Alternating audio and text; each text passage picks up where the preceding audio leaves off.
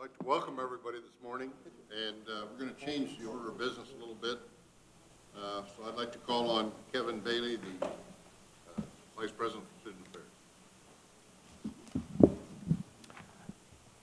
Thank you, General Horner.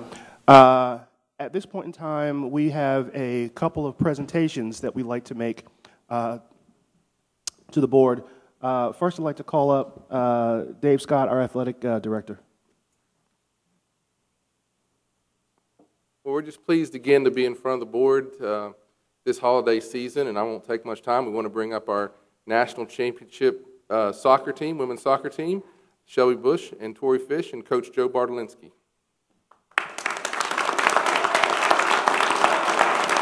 Thank you guys for having us here.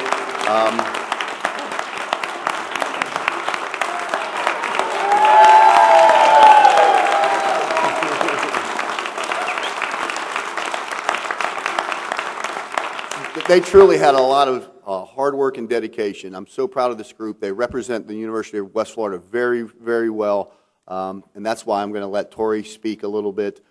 Thank you guys for all your support. Without you guys, this dream wouldn't come true. It's your support, and it's their effort that brought the national championship back to Pensacola and the University of West Florida. Tori, a couple words. She's our senior captain, graduating in a day with several others. So. There you go, Tori.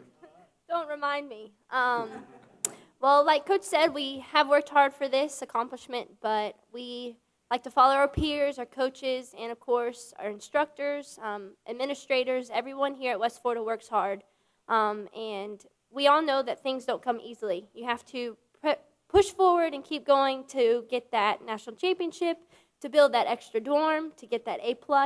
Things happen like that. So we have learned as much from our coach, but from y'all as well, and we thank you for the support, and I hope you have a great holiday, and thank you again. Go Argos. What we'll do is officially take the trophy and present it to you guys. Come on. Grab that trophy. Again.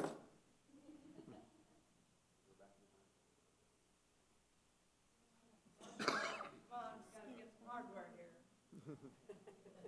Yeah, right. Got our coach. Of course, we want to hold it. Yes. Right here.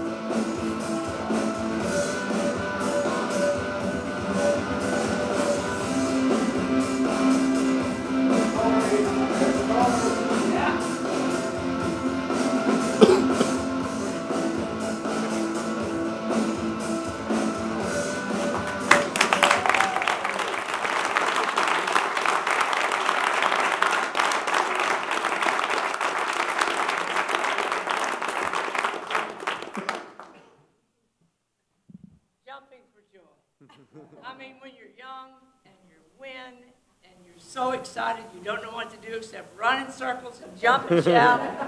There's nothing like it. Thank you, Coach Bartlinski. Thank you, Tori. Thank you, rest of the team. We appreciate it.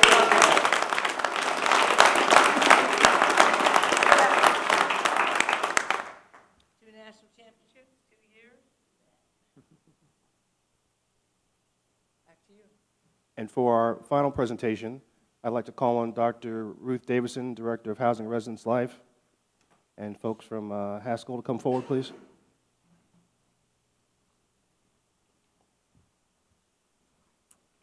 Thank you, Dr. Bailey. Mr. Chairman, BOT President Bentz, it is my distinct honor to come before you today to make a special presentation. Joining me is Chris Allen and Mike Adams from the Haskell Company. Recently, Heritage Hall was recognized by the Design Build Institute of America. The Design Build Institute promotes the value of design build project delivery and teaches the effective integration of design, construction, services to ensure success for both the owner and the design and construction practitioner.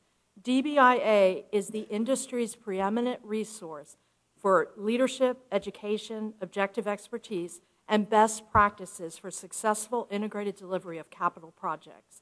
And I will ask Chris Allen, our project architect, to come and tell you about the award we have received. Good morning.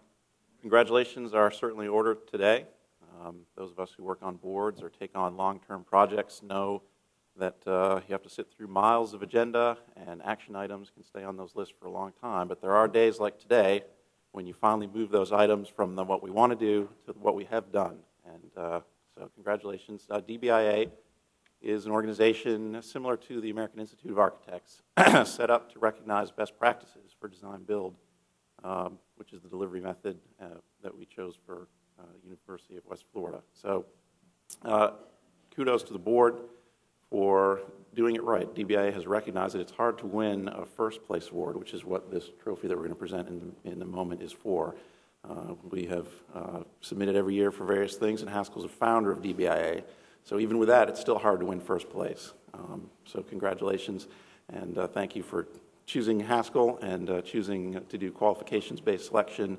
And the design that's in place right now, I think, shows that decisions that you made have not only benefited the students, return on investment, and a successful campus for the future. So thank you. Ruth? Many thanks to the entire Haskell team for their commitment for this exceptional project, and the project we'll be honoring a little later this afternoon, also President's Hall. Together, we have built a great home for students here at UWF. Now we would like to come forward and present Dr. Bentz. We would like you to accept this 2012 National Design Build Award, recognizing our outstanding residential facility, Heritage Hall.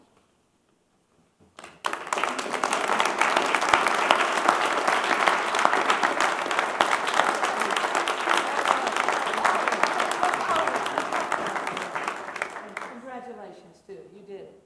Congratulations. And Ruth, I saw you in that pink heart hat many times. Thank you so much. Okay, thank you. Picture? Well, if I take a picture.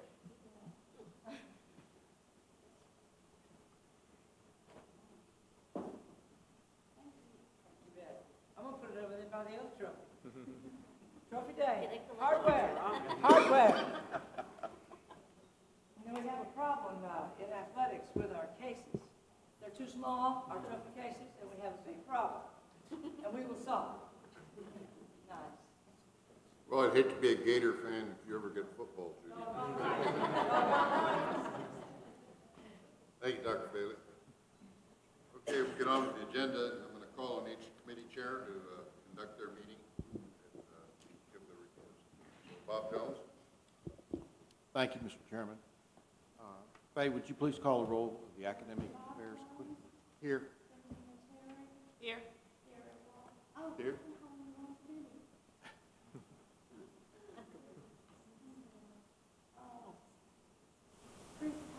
Here. Here. Thank you, Faye.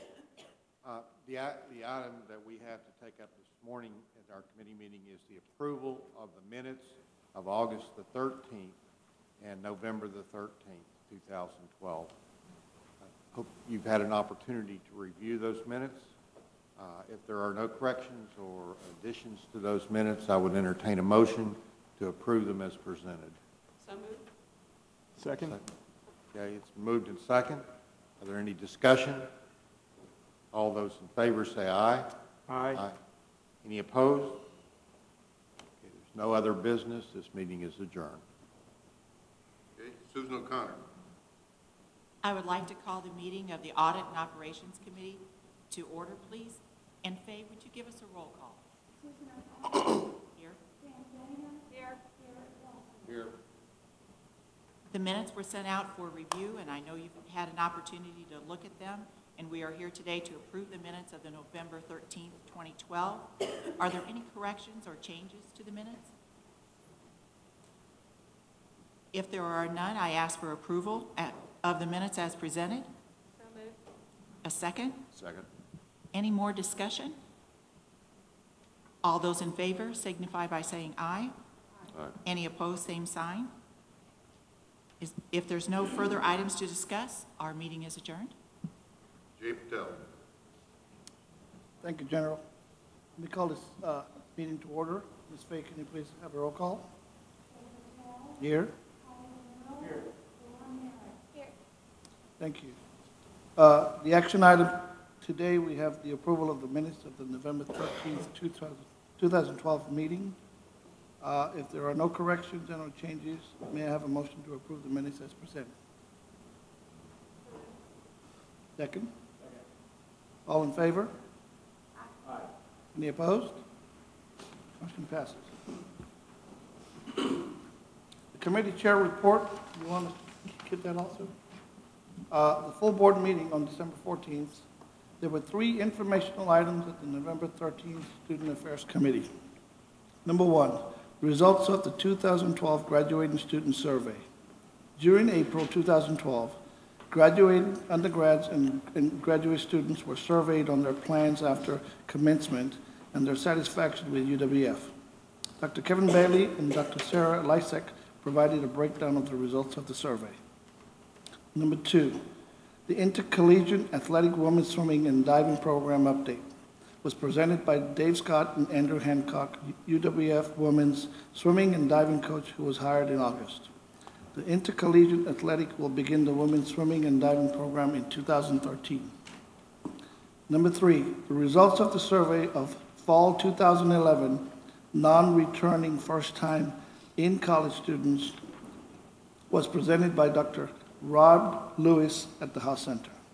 At this time, I will call on Dr. Kevin Bailey to provide the update to the full board. Thank you, Trustee Patel. There are 2 items I would like to share with the full board this morning. One is a recap of the retention efforts in which we have engaged this semester, and the second will be to share the actual report that, or I should say, survey that Dr. Rod Lewis did. He is in the audience, and I will call upon him shortly. In terms of the first presentation related to retention, this chart is, you've seen before, once this board, authorized the KPIs back in June of 2011. This slide I always like to show because it is related to our retention efforts and always is something that we keep in mind as we strive to not only understand but increase where we are in terms of first to second year retention. Next slide, please.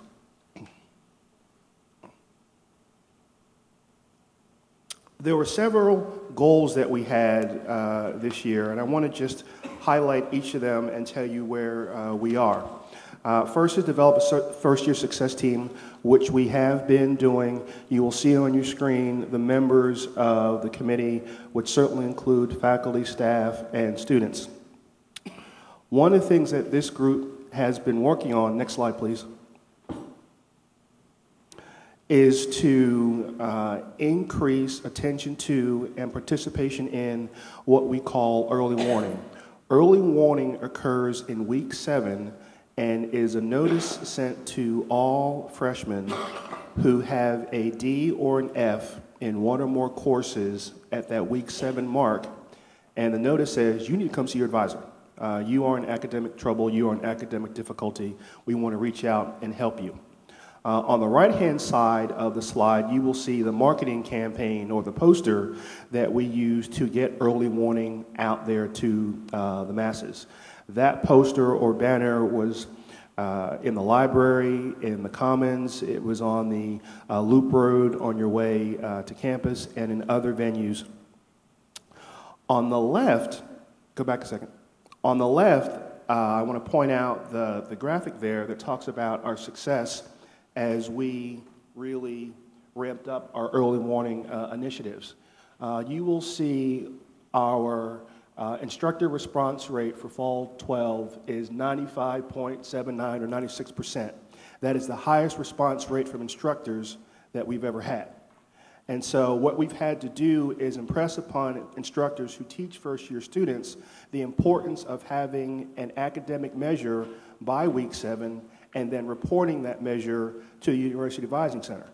So again, because of our efforts, 96% of instructors responded. The next column talks about freshmen. So for fall 2012, out of the 2,369 freshmen who were eligible for alerts, 1,545 received them, were 65.22% of the freshmen. And then in terms of appointments kept, the final column, it's 2 pieces. It's getting the notice and going to the appointment with your advisor. And again, you'll see out of the 1,545 who received the alert, 1,369 actually went and saw the advisor for almost an 89% response rate, which again has been the highest in the last several years.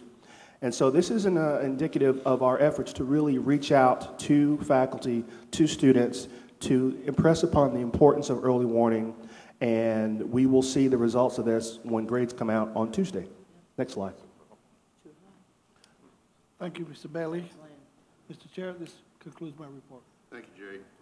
I'd like to call on Mort for 2 committees, Finance and Presidential Goals. I call the Finance Committee meeting to order and ask that Faye Bowers do a roll call, please. Here. Here. Here. Our action item today is approval of the minutes of our November 13th, 2012 meeting. If there are no corrections or changes, may I have a motion to approve the minutes as presented? So moved. Second. Any discussion? All in favor say aye. Aye. Mr. Bear? Mr. Bear, did you vote?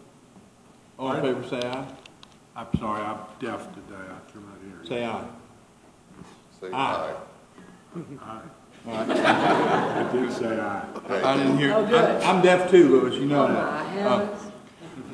Motion passes. If there's no further business before the committee, the meeting is adjourned. Presidential Goals. Faye, would you call to order our ad hoc committee on presidential goals? I call to order and ask you to do a roll call, please.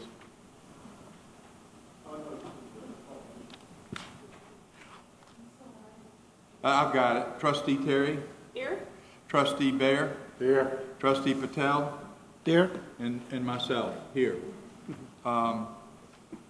We need to approve our minutes of our telephone meeting on November 19th and our in-person meeting on December 3rd. If there are no corrections or changes, may I have a motion to approve the minutes as presented? So move. Second. Any discussion? All in favor say aye. Aye. Thank you, Louis. Motion approved, and the meeting is adjourned. Thank you, Mort. Mr. Chair, can I, first of all, my apologies. My committee report wasn't over. Mr. Bailey hadn't completed his report, and I assumed he did. Okay, go ahead. If you would give us the floor for a second. Please. Thank you, sir. Thank you, Trustee Patel. It's been a long semester. It's been a long semester. The slide we were on showed the summer cohort early warning. And as you all know, we piloted a summer cohort program summer of 2012. And in terms of early warning for that group, back up one slide. You will see that out of the summer cohort members, 83% of them received an early warning, and then similarly, 83% of them kept an appointment with their advisor. Next slide. Another one of our goals is to increase sections of the Academic Foundation Seminar course. You can think about this as your typical freshman 101 type course that is an introductory / orientation course to the institution. This is a best practice. Lots of institutions have them. You will see that at the top bar of charts, the total enrollment for AFS sections was 306. And at the bottom, you see that we did not increase over previous years. And let me just kind of explain how AFS operates. You will see sections that are the purview of UAC, which is the University Advising Center. The Delphi sections is the freshman living learning community in Martin Hall, and then you've got the sections that don't meet those other two categories to keep up with the 306. And the reason why we weren't able to increase the sections are a couple things. One, I would explain to you that this is a course, although that the University Advising Center does its best to explain to students, it's an additional expense. And so as an institution that is a per credit hour course institution, students see it as an additional expense that they may not need or cannot afford. And so as I talk to folks in University Advising Center, that is what they believe the reason is primarily for not getting more students enrolled in this course, despite its success, despite its best practice across other institutions. Next slide. The Committee on Retention Efforts, the C.O.R.E. This group has met twice. You will see the lengthy list of people who have volunteered their time to help us understand better how to retain all students, not just freshman students, although that has been our focus to date. One of the things this group will do in 2013 is start to talk about what its plan of action will be to look at other student subpopulations, veterans, sophomores, transfers, et cetera, but then also begin to look at systematically institutional barriers that impede success for students. Next slide. There are 3 positions that we were granted growth money to hire that would help in retention efforts. The retention coordinator search just closed. We will start doing interviews in January.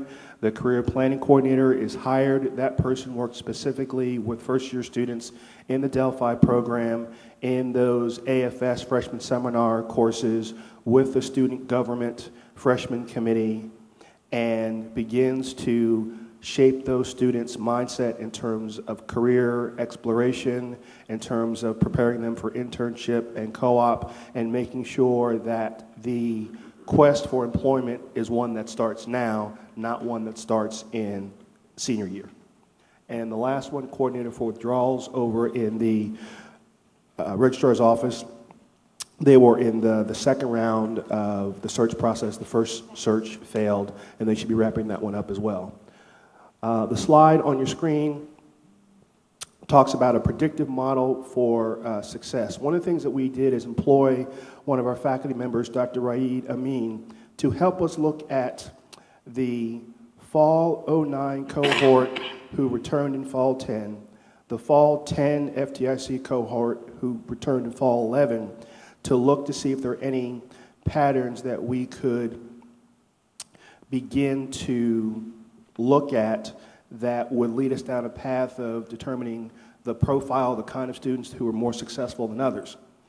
The slide in front of you is pretty dramatic in that you look at the students who returned the following fall and the students who didn't return the following fall for the 2 cohorts, again, fall 9, fall 10, and fall 11, and the numbers are pretty much the same.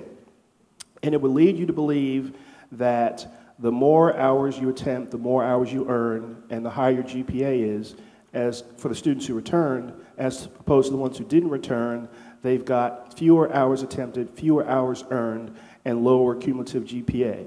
There's only 0.01 difference between the average GPA, the 1.56 for the fall 09 cohort versus the fall 10 cohort, which is 1.57. So again, this begins to tell us information, give us a pattern, albeit based on 2 cohorts worth of students that we can begin to make decisions about or inferences about. Next slide. As we begin to set up for next semester, what we're going to do are following things. We have put in, we being Dr. Tom Westcott, Dean of General Studies, and myself, put in a technology fee proposal to add card readers or swipers on select doors to track attendance.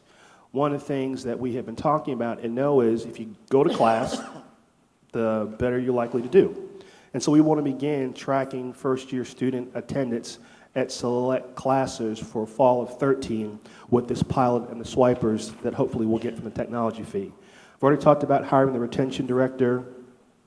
I've already talked about analyzing the grades from fall 2012 freshmen that will be due by faculty on Tuesday. There is a college survival skills course that is offered by the University Advising Center. And it will be strongly encouraged for those students who, those freshman students who this semester have below a 2.0 GPA, and encourage them to enroll in that class. And then lastly, talking about touching all those students whose GPA is below a 2.0. It's everything from that college survival course. It's a letter from Dr. Bentz to all those students. It includes piloting what we call a writing lab associated with English Comp 1 courses. And so again, we're just starting to scratch the surface on this, but I'm really pleased and proud of the work of the 2 committees that are in place, the data that I've just shared with you that will help us make better informed decisions. The last thing I want to do is turn the microphone over and ask Dr.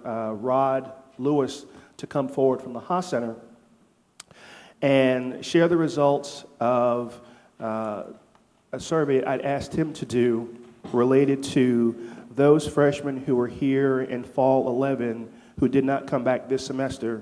And the simple question we asked, why aren't you here? Dr. Lewis? Thank you, Bailey, and thank you, Trustee Patel, for having us here today. This presentation I've given several times. Several of you have heard it before. Same story, same jokes, so just bear with me here as we go.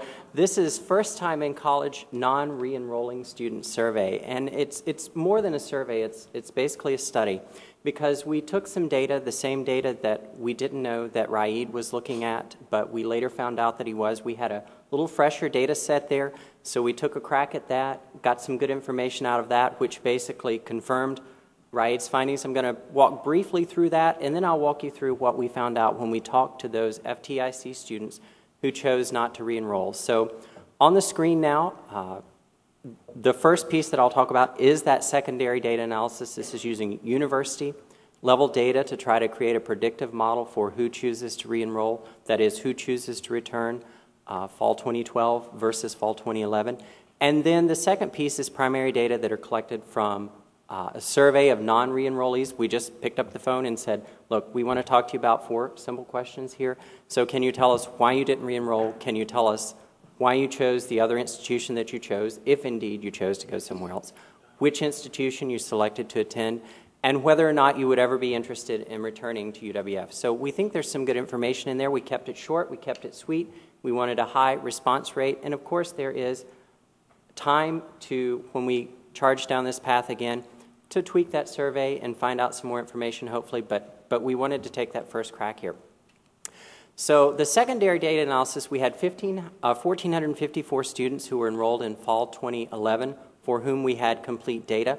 437 of those did not return by fall 2012, so that's about a 30% attrition rate. And these are just simple descriptive statistics up on your screen here. And the differences are that non-re-enrollees tended to have a lower high school GPA when they came in. They tended to have a lower ACT score when they came in. they tend to have what is a lower California score, and that's just a method developed by the University of California that allows us to put an ACT score and an SAT score on the same scale, because not everyone takes each test or both tests. So we use that as a marker, and of course, the higher the score, the better your academic performance. Those who received a scholarship were much more likely to enroll, to re-enroll. Those who lived on campus, as a percentage, were more likely to return. And then the first semester GPA, which I'll talk about in just a second, was very nearly determinative. So if you had a successful first year or first semester here at UWF, you were pretty much coming back. And if you didn't, you pretty much were going to roll off. That's just the way it played out. So if we can show the next slide here. Again, this is just some simple probabilities here. So we put all of these variables. We had the kitchen sink approach. We just wanted to see what matters. So we tossed this entire suite of variables, plus some more that you just saw, into a predictive model, which was, essentially the dependent variable here is the outcome. That is, if you came back or if you did not come back, and what predicts that. So a student with a GPA of 3.5 at the end of the first semester has a probability of 0.1 of not re-enrolling. A student who has a GPA of 2.0 has a probability of 0.4 of not re-enrolling. So there is a stark difference there. Residing on campus decreases the probability of not re-enrolling by 0.12. So these are not big effects, but they do matter. If you live in this area, you're more likely to come back than not. If you're on academic probation, that increases the probability of not re-enrolling. But if you survive and you continue on academic probation, you're actually more likely to come back. So, and that was the second semester thing here. But I just want to show this. No, go one more. Yeah, academic performance, and certainly that is what matters most. So this is just a plot here with semester one final, and I'm sorry I'm behind a podium. I don't do this well behind a podium. I like to be able to move around. So you have semester one final GPA on the horizontal axis. It ranges from a 1 to out about a 4, and then you have the probability of leaving UWF on the left-hand axis. So a person with a first semester GPA of a 1 has a probability of about 0.7 of leaving UWF, and then a person over there with a 3.8, 3.9, good student, they're coming back. So the key question is, from a predictive perspective, not just how do we predict who's going to return, but how do we predict whether or not they're going to be successful. So if we can go to the next slide. We took a crack at that, where we tried to model first semester GPA, that is your academic performance at the end of the first semester, as a function of what we would know about you when you walked in the door. So whether you received a scholarship, your demographic characteristics, all of those sorts of things that we would know about you before we walked in, to try to model academic performance in the first semester. And you'll see some of the things here that matter. Those who have, this again was a kitchen sink model, so you have everything running at the same time. So when you see a variable pop up as significant like scholarship recipients, it means everything else is held equal in the model. So it's not just that one thing, but it's holding everything else equal what matters. And scholarships recipients here have an average first semester GPA that is about 0.56 grade points higher.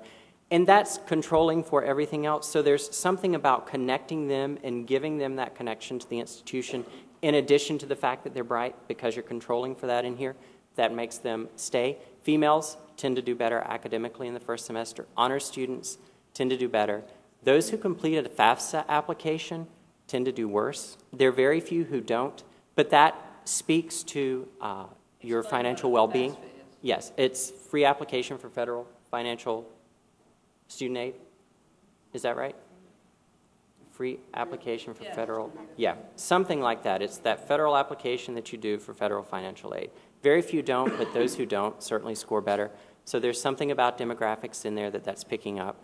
And then an ACT score, and this is interesting in itself. If you have an ACT score of 28, your expected GPA is about 0.31 grade points higher at the end of the first semester than someone who has an ACT score of 20.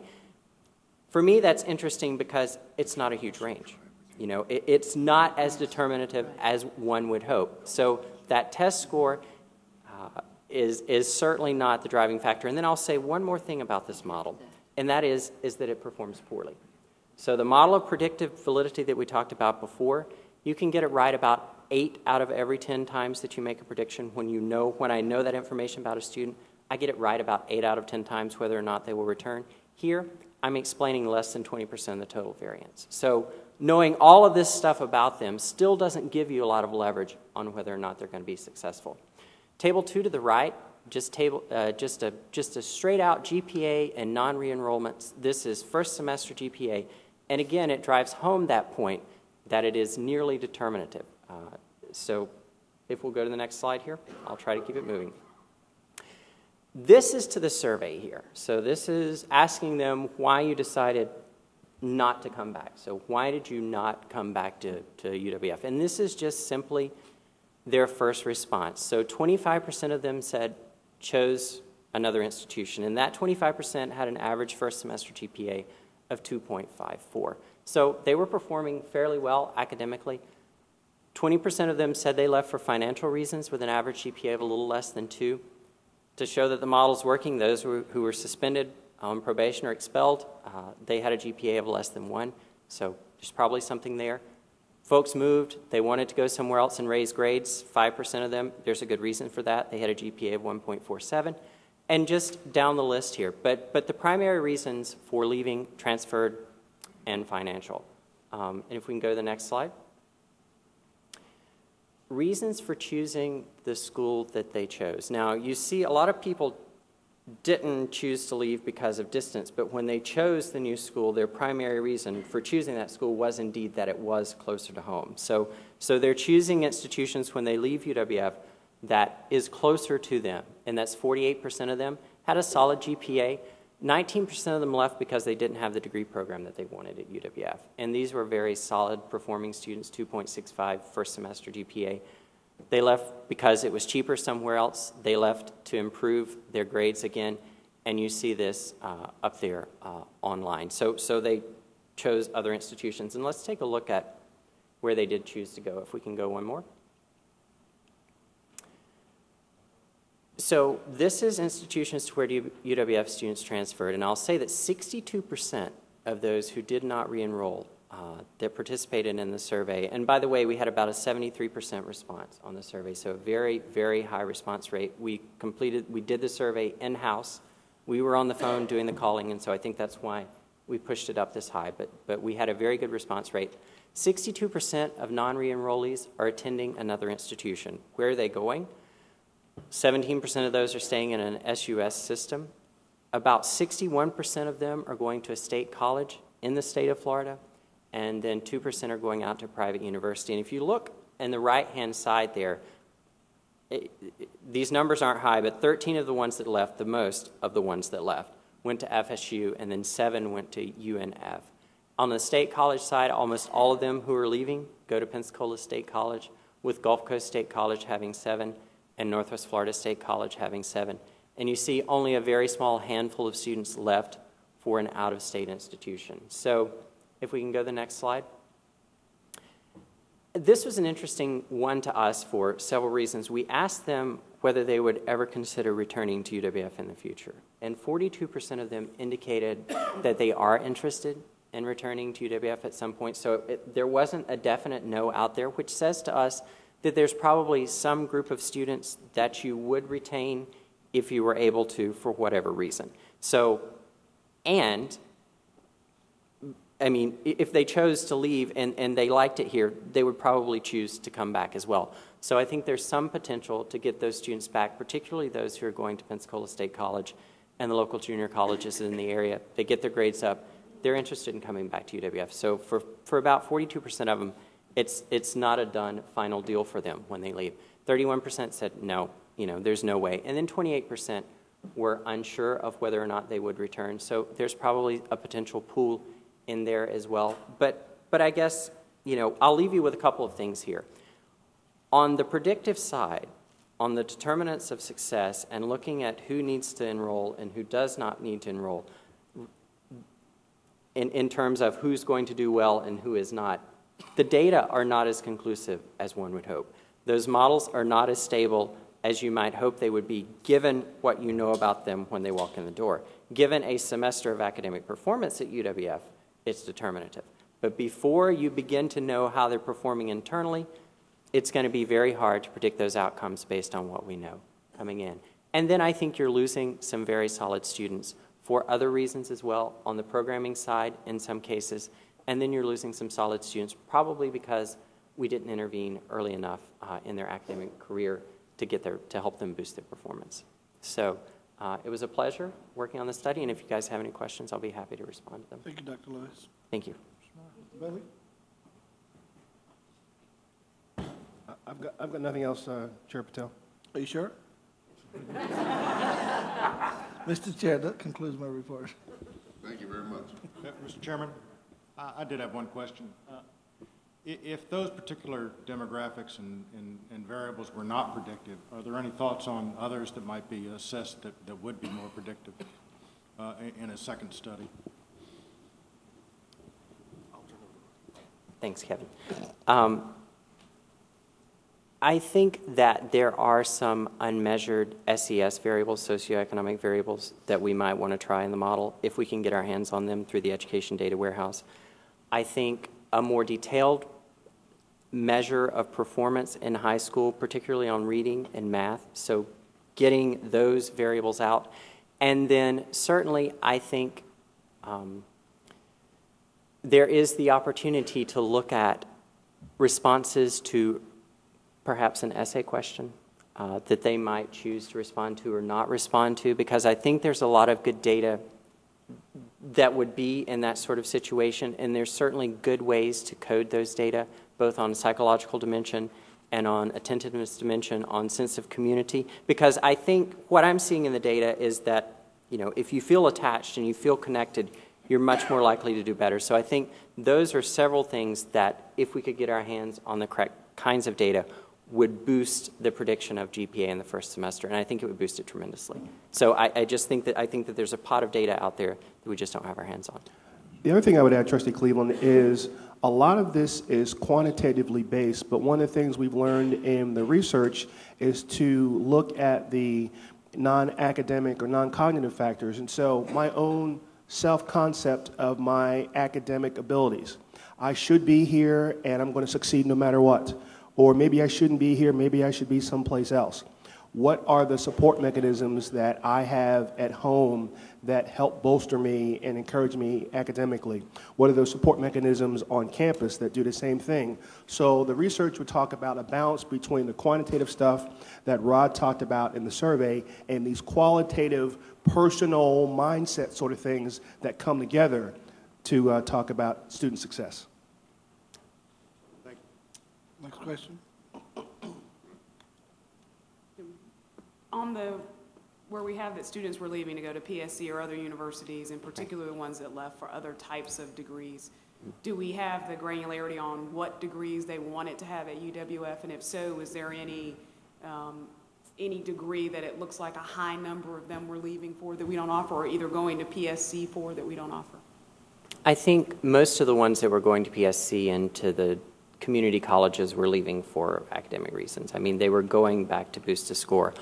On the other side of the house, with the state university system numbers, we didn't ask them what degree program they were leaving for. So I think that's something we'd want to pick up in the future, but certainly we can go to the Education Data Warehouse and see which programs they chose when they got there. But that is something we can bring back to the table. Yeah. I'd just like to tell the board that our retention numbers are terrible. We're the lowest in the state. This is an all-hands-on-deck problem, and they're going to stay on deck until we fix it. We've had a lot of high-level discussions about this data with Rob. We could all repeat this at the drop of a hat because it's extremely important and telling. And one of the things that we are going to do, going to do a lot of things that are new. But we are, in addition, we are going to begin to raise our admission standards to the University of West Florida. Right now, the provost and in the admissions committee are not allowing in any applicants who need remediation in English or math or whatever. There is, I think, and we haven't done this, but we will. I'll mention a second study in a minute. But we think there is a direct connection between failure and a lot of things. One is that they can't read well, that they need remediation in reading and writing and math. So we're going to see how that works. The second thing we are going to do is we think we should continue to raise our entrance standards to, right now, all you need is a 2.0, which is a C average in high school, and I know the numbers are different with weighted, but let's, a 2.0. And so we're going to go to a 2.5 in 14-15. 15-16, we're going to go to a 3.0. Now, I want you to know that that will affect enrollment. That will affect our pocketbook. On the other hand, we think it will affect our retention. It will also lower our cost of these very intensive, expensive student support systems that we have to have in place to try to save these students here. We have a wonderful state college across town. It is absolutely geared to help students get ready for the university. There is also an AA forgiveness program that has been in place for, what, 30 years? I don't know how long. That says if a student does poorly at a state university and they go to a state college, they get an Associates of Art degree. Their bad record at the state university is wiped clean. They start fresh. And that is a great gift to a student trying to get over a terrible grade point average in their first year. The second thing, so we're on this path. We haven't said that we're going to go all the way, but we're certainly going to not accept students that need remediation. There will be a handful of exceptions. The next thing we're going to do is to see the correlation between class attendance and grades. All of us professors in the room, or former professors, know that the more there is a direct correlation between class attendance and grades. I know there are exceptions. We all know people who didn't go to class and made an A, but they are the brilliant exceptions. We are going to run a pilot next semester of classes that require attendance. The Faculty Senate and I and the Provost are working closely together to do a real-time, real study. And if we're also looking backward, we're using one of our statistics professors, Professor Amin again, to look backwards to those classes that have required attendance, because now it's optional for a professor, and to compare those grades in the classes to the classes that did not require attendance, the grades, and to see what correlation looking backward is. So we are really paying attention to this issue. We are either not doing something, we're doing something wrong, we need to correct it, and we're going to dig into this until we get those numbers out. The average is 83% for state universities. Ours is 70. Judy, are our admission standards less than the other universities? I mean, is there a, so they're not. So if I looked at UF, well, let's not look at UF. No, the answer is yes. They are, okay. The universities that have a huge demand, FSU, University of Florida, they have very high entrance, 3.8, 3.5, something like that. So North Florida State College, let's go there. Are their admission standards similar to State College, they have open enrollment. State colleges take anybody. Maybe North Florida State College. I meant the University of North Florida, I'm sorry. So in Jacksonville. Do you, and I'm not, this isn't a quiz. I guess my... No, I know. My question was more... Let me answer and tell you they're all over the place. All right? Okay. The flagships have very high admission standards because of demand. I think the University of Central Florida, now with 60,000 students, has not raised it above the 2.0. But they're looking at it.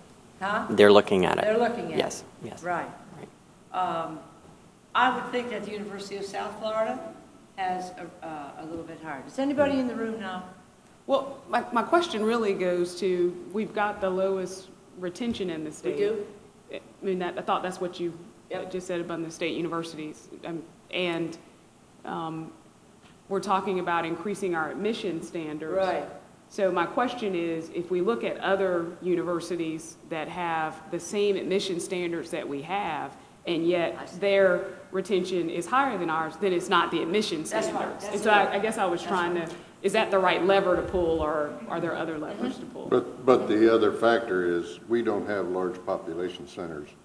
And like Central Florida is in an area of large, so proximity becomes a factor for us that doesn't necessarily impinge on those other schools. Yeah. I just think we And need that's to the consider I think that. that's very much worth a look. The demographics are going to be key here, because when you raise the standards in Northwest Florida, when you look at the population projections, you're going to tighten down on the number of admitted students. I mean, you're going to see your student population either lie flat or decline slightly. Demographically, there is no way around that. Well, that means but that we will have to solve. recruit Yes. highly qualified students from outside Northwest Florida also. Yes. That's all. Yes. They're It's out there. absolutely the You case. just have to get them. Right. Right. This is an interesting problem, and we are not letting go of it. Be quiet. I'll call the meeting to order. Faye, would you call the roll? Here. Here. Here. Here. Here. Here. Here. Here. Here? Here. Here. 100%, yeah. Okay, I'd like to welcome Dr. Martha Sanders, who will become our provost on January 2nd of next year. And you'll hear more about it from Dr. Benz. And I want to thank Dr. David Marker, who's been our interim provost and done a wonderful job. We deeply appreciate your contributions.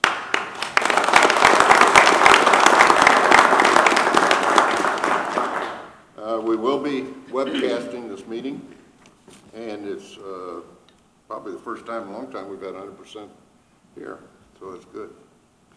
Dr. Benz, would you give us your report, please? I would be happy to, Mr. Chairman. Thank you.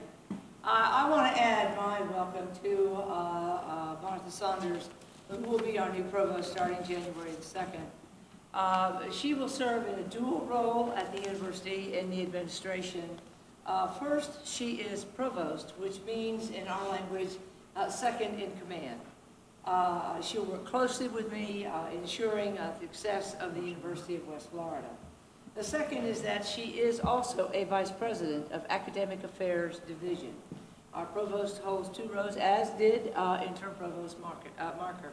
It is a traditional dual role for a provost and vice president. Dr. Saunders has extensive experience in academic leadership, including her most recent role as serving as the president of the University of Southern Mississippi. She also was chancellor of the University of Wisconsin at Whitewater, up in the cold country. And she was also provost at Columbus State University. But prior to all that, as she climbed the ladder of academic leadership, she was here. She was a professor of communication arts, she became chair, and she became the dean of the College of Arts and Sciences. And so, welcome to Dr. Saunders. We're very happy that you are back on the UWF campus, and I and the rest of us look forward to working with you, helping make our university better and to move it forward. So thank you.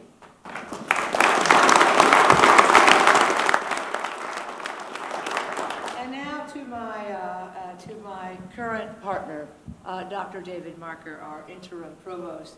I've got to give him and give to you my heartfelt thanks to David for helping me out so many times. We have had many long breakfasts turning over in our minds the problems and issues that face our university and coming up with solutions. I am very grateful to David for his past year and our university's development. He finished up academic visioning, and he also helped finish up and guided the completion of our strategic plan. David has been a president, I think, 5 times, and provost 6. That experience helped me a lot. There were a lot of answers down the hall. There were a lot of constructive suggestions down the hall. He gave me that look a lot when I was worried about something. Oh, don't worry, it's happened to me 6 times. And this is, or it's normal, don't get upset. And he was a wonderful counterbalance to me. And thank you so much, David. I really appreciate it.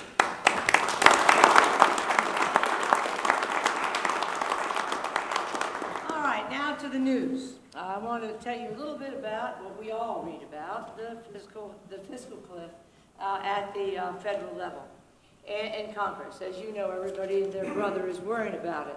And I want to give you an idea of how it affects the universities. First and foremost, one of the very few things that is being held, sacred, being held as not going to be cut are Pell Grants. They are out of sequestration. On the other hand, with student loans, if we go over the federal cliff, some of the interest rates may go up on existing student loans. And also, there may be reductions for higher education for discretionary programs. And one of the discretionary programs is research. Federal dollars for research will be seriously reduced if Congress goes over the fiscal cliff. Because we are not a research-intensive university, it will not affect us as much as Florida State, University of Florida, Central Florida, and so on. Where our students come into play are the federal loans. I believe 45% of our students have federal loans. They're very important to our students' ability to attend our university, and they're going to be okay. Now, down at the state level, we now have new leadership in the House and the Senate. Will Weatherford in the House and Senator Gates in the Senate. He is the president. I went to their installations, and it's nice to have your nephew is on one side and your local senator on the other. And I felt very welcomed and warm and on the inside, and they all both love the University of West Florida. And as you know, Senate President Gates is going to give our commencement address tomorrow, and he is very thrilled and happy to do that for us, and I appreciate it with his increasingly busy schedule. Now let's drill down to the state budget. Actually, the funds that are available, they are collecting, we are not experiencing a massive reduction in state revenue collections. In fact, collections are up. We're all very happy. On the other hand, they're not up a whole lot, but it's certainly better than being in the red. As you know, we lost $12 million last year, one-time cut. The system lost $300 million last year, and that was very, very painful. So, one of the things that has happened is interesting as a result of all of these cuts. The students have stood up. The students have made the connection between cutting a university's budget 5 years in a row, 47% of their state funds. They've made the connection that the quality of their degree is beginning to decrease. They are taking longer. It is taking longer to get to graduation because fewer courses and fewer sections are being offered because of budget cuts. It is true. If there are more budget cuts, all 11 presidents say that is what we are going to have to do. We're going to have to offer fewer courses, longer time for graduation, and that to the students is unacceptable. So they have a program, they developed a campaign called Aim Higher, and it has a simple message: stop the cuts. Stop the cuts to the state university system. Well, they wanted to have a press conference. Everybody got nervous about having a press conference. And they said, we're going to have one. And so the president said, all right, we're behind you. And the government affairs people, like our own Janice Gilley, helped arrange it and organize it and get all the timing right and all the press there. So last Wednesday, we were in Tallahassee at the Capitol having a press conference. And there was a ton of press there.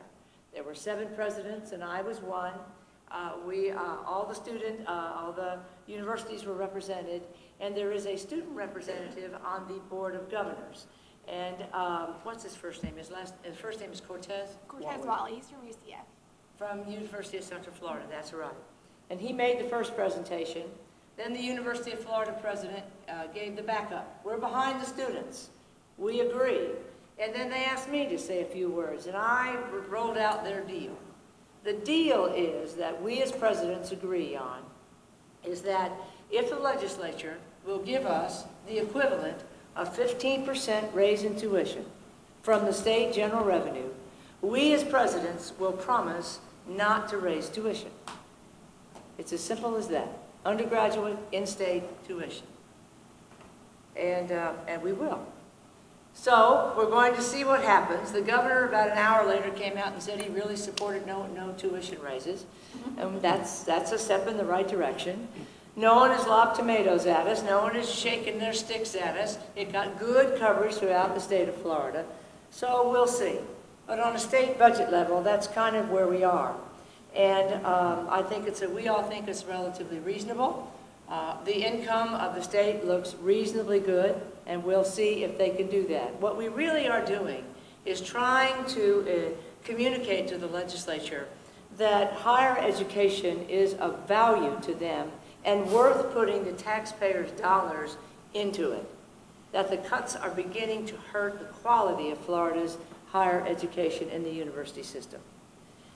So, another thing that has been cut at the state level has been the money for academic buildings, PICO,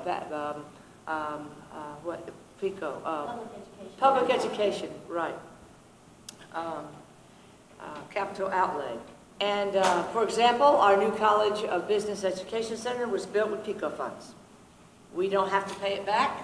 We don't have to do anything. What we have to do is get in line and make our case, and we have it. That will be the last building that will be built with those kinds of funds, academic building, here on this campus. And that's a shame, but it's reality. The new PICO forecast came out last week. It's worse. They think it will be at least 5 years until there will be one done. And so it mainly is due to cell phones and people taking out landlines, and also energy conservation, not using as much electricity. That's sort of the dark lining to that silver cloud that we so much enjoy. So anyway, what do we do about it? We're not going to sit and wring our hands about it. The Board of Governors assigned a task force and asked me to head it up on alternate ways to fund buildings and construction at universities. So they made a committee of a representative of business and finance people from all 11 universities, and then an advisory group made up of the interest groups that also are very interested in university construction. Construction people like Haskell, supply people, architects, designers, the banking industry, the finance industry, the investor industry. And they all gave us good advice on what needs to be done to move it forward. And I won't bore you with the details, it is online, but basically we came up with 5 recommendations that were vetted through the legislative leadership ahead of time to basically do some deregulation and enable us to mix our money together and use the money that we have in a more creative way. The rules and regulations concerning facilities that we operate under were developed when we were 80% state funded. We are now 47% state funded and dropping. And so we think, some flexibility now in the rules and regulations that we have to live by. We are running this, the Board of Governors asked me to help take this to Tallahassee, and I'm meeting with the Governor's Office, legislative leadership, and seeing how far we can get traction on these things. We need them badly, everyone does, and we're willing, just need to have a little deregulation, let us use and leverage our own money so that we can help ourselves and not have to have state support to build our buildings. Public-private partnerships are very, very, very powerful. There's a lot of money out there and people who would like to invest in us, in our universities and facilities, and we have very stable revenue streams to pay back the loans or the leases that would be involved. So that's where we are. Now let's drill down one last step to our campus, what's been happening.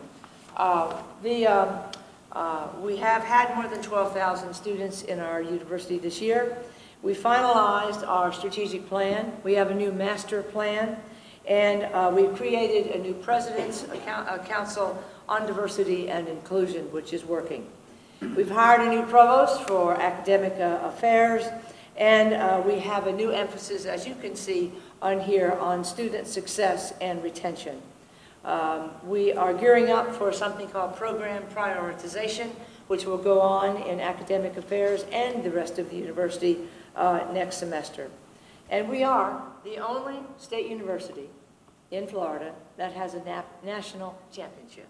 All the other presidents are griping and complaining about how they lost and wringing their hands, and Amachin was worrying, and President Genshat fired their football coach and hired a new one, and what do we do? And I was sitting there with a national championship, and I was very happy. And I only rubbed their noses in it a little bit. We're going to graduate almost 1,000 students tomorrow, and we also have been very successful. Dr. Marrero and his staff have been very successful in raising money. I want to give you a few facts and figures. First of all, we have received with research, and Dr. Podemsky and the faculty have received over $13 million in 40 awards just this quarter. That's a lot of money. Thank you.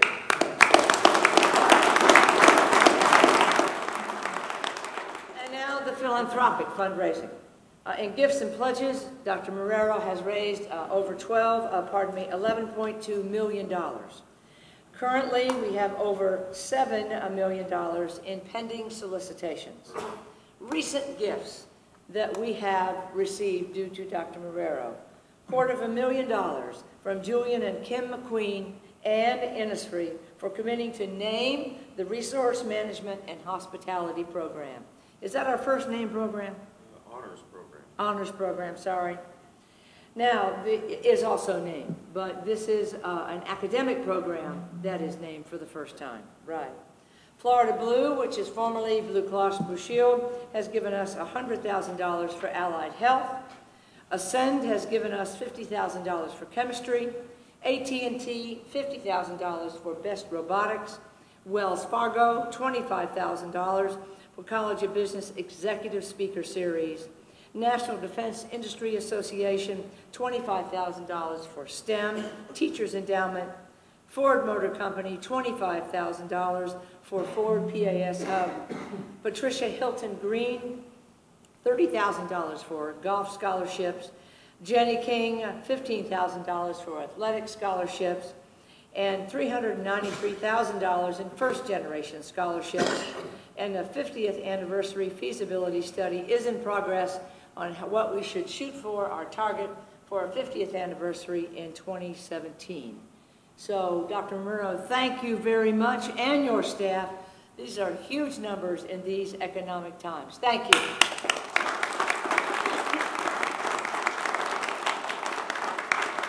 We have a new academic journal being published. We also have a new business mentoring program for executives that Dr. Minnelli, the Dean of the College of Business, has developed. How many do you have now, Ed? 30 executives in our community, some of which are on this board, are mentoring our business students on what the real life of a business executive includes. Also, the students with their Pensacola Pledge Scholars, that's scholarships for students who live in the city limits of Pensacola. We have welcomed 30, what's the number? Anyway, it gives $2,000 to attend UWF and $1,200 to attend PSC. I think there were 30-something. Do you remember how many? 34 in the inaugural class, 20 for here at UWF, 35 and 11 at Pensacola State, awarded $61,200 this academic year. That's a lot. That's just for living in Pensacola and trying to keep our talent home. Now, BEI, Business Enterprises Incorporated. I'm almost done. Look. Business Enterprise Incorporated met this week. They voted unanimously to hire their own interim director, interim executive director. Actually, it's called a CEO. And it is Dr. Jim Barnett. I want to thank Dr. Barnett for stepping forward. Where are you, Jim? Thank you very much. Congratulations or condolences, whichever are in order, or probably both. He is moving our projects forward, such as the Hotel Conference Center at the East Gate and the University Park, which is in the center part of campus. BEI will launch a search for a permanent CEO in the spring. Jay Patel is your representative on that board. So we have a ribbon cutting after this, and we have the fall commencement tomorrow. So are there any questions, Trustee Patel? Just on the BEI side, I'd like to say the first quarter we did make a profit on the golf course. Yes, we did. We made a profit on the golf course. That's my report, Mr. Chairman. Thank you, Judy. You've had an opportunity to review our minutes, so I'm going to call for a motion to approve the minutes. So moved. Second? Second. Any discussion? All in favor say aye. Aye. Any opposed? Motion carries. Committee reports. We can go through these fast now because except for Bob. Okay, Susan? Mr. Chair, the Audit and Operations Committee met on November the 13th. We had 5 action items and 1 information item. The first of the action items was recommending approval for the revision of University Policy HR 17.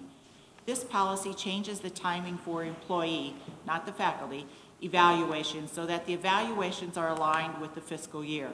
This creates more congruence with the UWF strategic plan and institutional goals. The policy also provides for better clarity in evaluations ratings, such as changing the rating of meets to satisfactory. The second action was recommending acceptance of UWF internal auditing and management consulting audit reports. Betsy Bowers gave us a good overview of the 4 audits from this quarter, which included recreational and sports services, administration of aquatic center, health, leisure and sports facility, and major construction. All of these areas have some findings, and the management is working through these to ensure appropriate remedies. The third action item, recommending acceptance of direct support audit reports.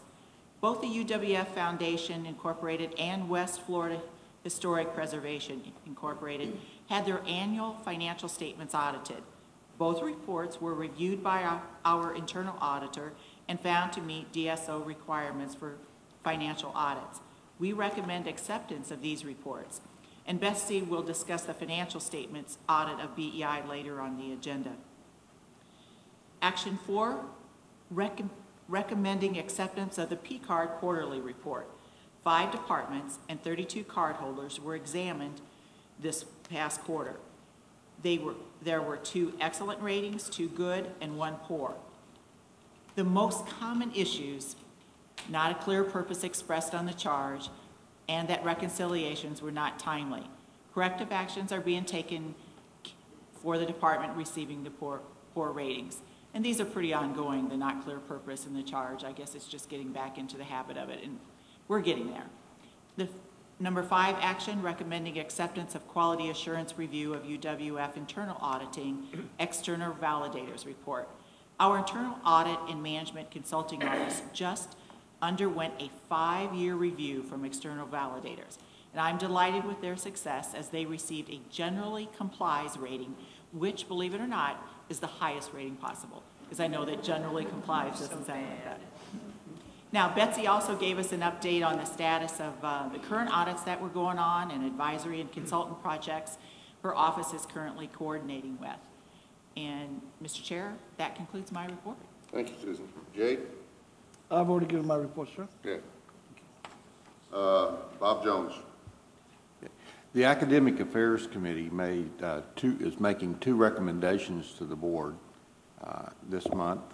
The committee recommended the recommendation of the Honorary Awards and Recognition Committee and President Bentz to confer an honorary doctorate on Dr. Michael Summers during the spring of 2013. In addition, the committee recommends to the board that the board delegate authority to President Bentz to make the decision regarding recognizing individuals with the Presidential Medal of Honor and the University of West Florida Founders Medallion. The Honorary Awards and Recognition Committee will make these recommendations to her, and she will be, if you accept this, the final decision maker on these two honors. We also had a presentation in our committee meeting with Dr. Vance Burgess concerning UWF's online programs. And this significant part of our educational program is so important that I ask that Dr. Burgess be here today to present this presentation to the entire board.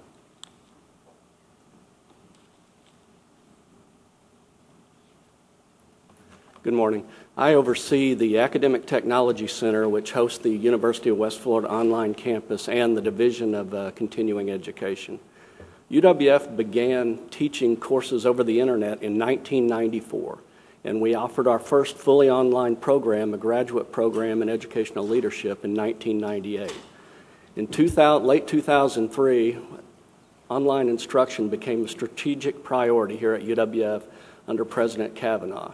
And since that time, we're now up to where we have 29 4-credit fully online degree or certificate programs. Some of the information on the slides are just going to be general enrollment statistics and then some student demographics. So if you have any questions as we go through, please let me know.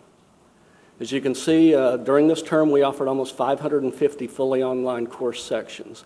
That represents just under 25% of all of the course sections that UWF offered this term. Next slide, please. Those are our duplicated enrollments. That means more than one student took online courses, but those are almost over 11,000 enrollments in fully online courses this semester. You see a little drop in the summer. That was an unusual change to Pell Grant authorization. A lot of students didn't have additional financial aid money to take courses over the summer, so we saw a drop there. But you can see we've continued a general rise over time. Next slide, please. These are unduplicated headcounts. These are students that took online courses, at least one online course during a semester. The numbers in parentheses are the total UWF enrollment. So you can see that in general, almost 50% of UWF students take at least one online course each semester. Next slide. These are our course completion rates. Blue line is online, red line is traditional. You can see that the traditional is slightly higher, but over 90% and 93% for online course completion rates is outstanding, and I would put this up against any school anywhere. Next slide. This is a total FTE. The spikes are in the summer when we have many more courses online, but you can see the trend, and in general, 30% of the FTE and student credit hours over an academic year are completed fully online at UWF. Next slide. I've transitioned over to online-only students. Before, that was all students taking online. The next data is going to be students only taking online courses. As you can see, this semester we're up to 2,800. That's 22% of all UWF students only take online courses. Next, please. This is some general enrollment numbers on the students in our online programs. You can see that it's pretty much equally split between undergraduate and graduate. Graduate works great for online, non-traditional students, providing the convenience and flexibility they need. Bottom line, 16% of UWF students are in our fully online programs. This is some of the demographics. These are the student types. I know this might be a little hard to see. The green line, though, is the graduate representation. The red line is the upper-level undergraduate. So generally, most of our undergraduates online are at the junior and senior level, but you can see that our graduate level, our percentage of online continues to grow. And we're doing that consistently over time. Next, please. This is gender. This has obviously been very stable over time. 70% of our online students are female. Next. And this is where they come from. The numbers on the side are where they are, but 80% are from Florida, 4 to 5% always from Alabama. But as you can see now, we're starting to draw more and more people from outside the state of Florida into our online programs. And I think that might be the last slide. Any questions? Yeah. Go ahead. Yes, sir. Judy, I recall you telling us that we lead, or we're near a leadership position in the state relative to other universities and online. Is there a summary of what you know where we stand relative to other institutions in the state system? I would need to ask my boss, Dr. Pam Northrup, to speak with that because she's the one that stays involved at that level. You stay up here. You don't get to go anywhere. The answer is yes. We are leading distance learning in the state of Florida. In terms of percentage of enrollments, we have the highest percentage of enrollments in the entire state. We've been recognized for quality in online learning through a variety of venues throughout the years, both state, national, and international awards. I would say the people that we have benchmarked ourselves against in the state of Florida is the University of Central Florida. They also do an amazing job with distance learning, but their focus is a little bit different. At UCF, they use distance learning to grow their traditional enrollments. As you remember, several years ago, they had issues with buildings, and they were pretty much bound by what they had, so they decided to blend their courses and to put courses fully online. And their president's goal is to grow enrollments through online at UCF. At the University of West Florida, we chose, of course, to offer distance learning to supplement our students' experience on the one level because we have students that work. Most of our students work. We have a lot of non-traditional students on our campus, so we supplement with that online program, courses. But in addition to that, we've reached out to our military, both our active duty and retired military personnel, to take courses online. And then through that, it's spread to, as you heard Dr. Burgess say, 47 other states. We do have summaries galore of what we're doing online, and we're very proud of where we are at UWF. Mr. Chairman, one other comment. I don't expect you can give any kind of information today, but in the future, if you might be able to tell us how this relates back to the discussion we had on retention, and do we find different performance in the online community than we do in person? We can definitely do that. As we went through NCATE accreditation, which is our teacher preparation accreditation, we had to look at that, and so we can present some specific data there on individual courses through the program, et cetera, okay. And we've done that more recently as well. But yes. Are there any other questions?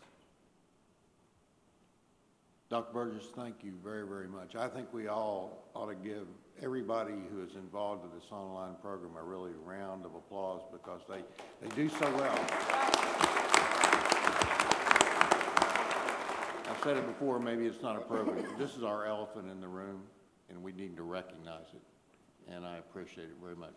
Mr. Chairman, that concludes my report. Okay, thank you. Mort?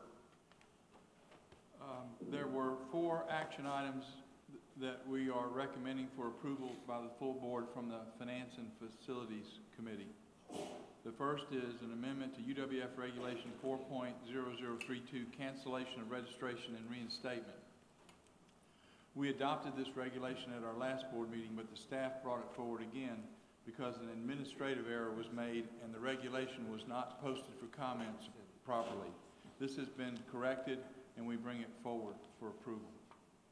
Number 2 is the student activity and service, athletic, and health fee increase. This fee can be increased by no more than 5% each year and must also not exceed 40% of base tuition.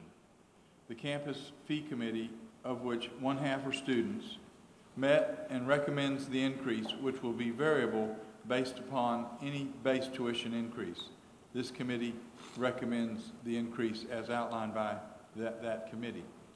Number 3, amend bylaws for West Florida Historic Preservation, Inc. The WIPFE board amended their bylaws to impose term limits and the creation of an advisory board of governors, and we recommend approval. And finally, number 4, approval of the proposed update to the CITF project list. UWF will be receiving more CITF, that's Capital Improvement Trust Fund, fees this year than previously expected. These funds are student fees that are to be used for student facilities.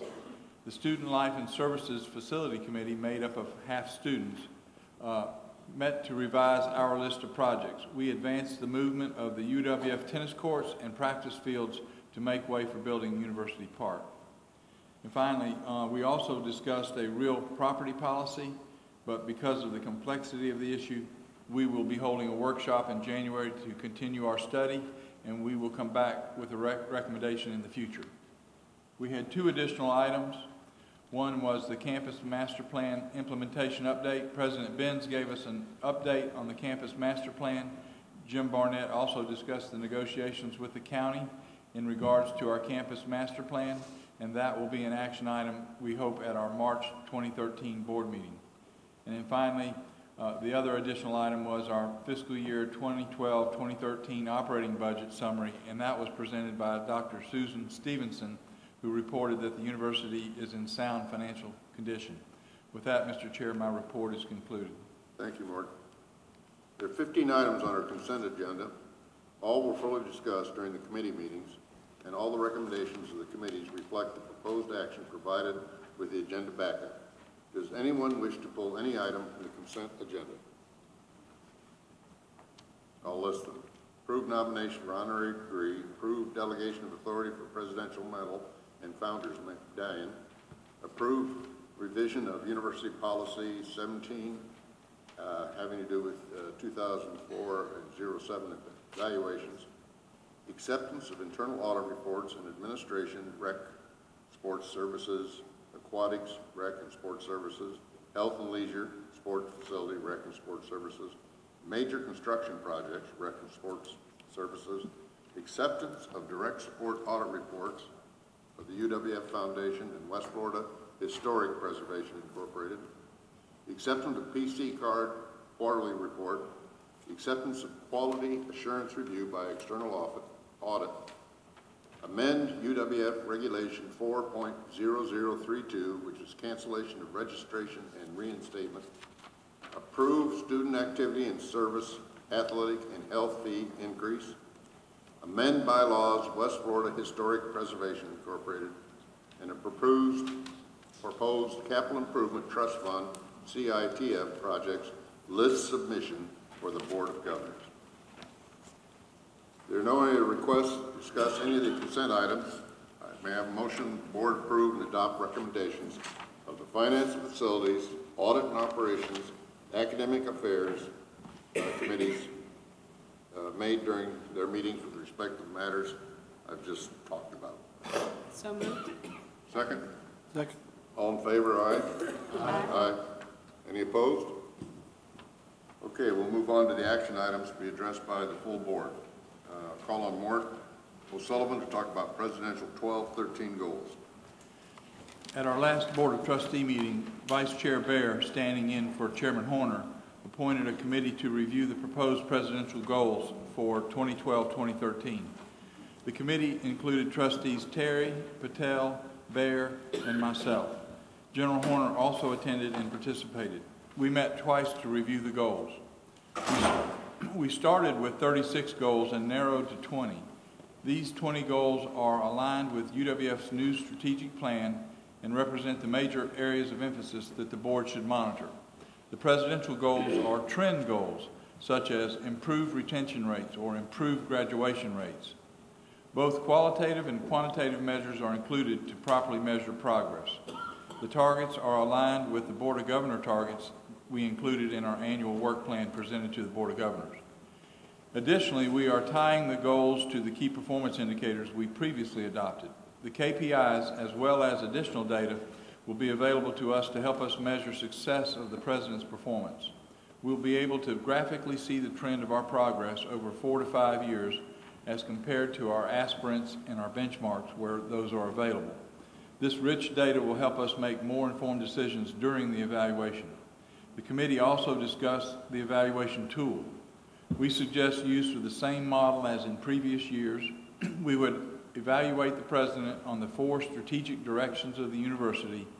The 20 goals and the progress on them would be listed under each of the 4 strategic directions. And we would then rank those goal achievements under those 4 strategic directions with a grade just like our students on a 4.0 system, A, B, C, D. So I'd like to make a motion to adopt the 2012-2013 presidential goals as submitted and move that the board use the same evaluative template as in past years. Okay, second? Second. Is there any discussion? I must say, I think it is a much improved list. It's a guide for all of us, not only the president. We did a lot of study and a lot of look. We called for looking at universities in our system and what they've done in presidential goals. It's somewhat all over the board, but we took the best from all of those thoughts and added from what we looked at, and we think we have something good. Thank you very much, Board. All in favor, say aye. Aye. Any opposed? Okay, now we have to approve the UWF 2011-2012 Annual Accounting Report, submission to the Board of Governors, and update with KPIs. I call on Dr. Minier.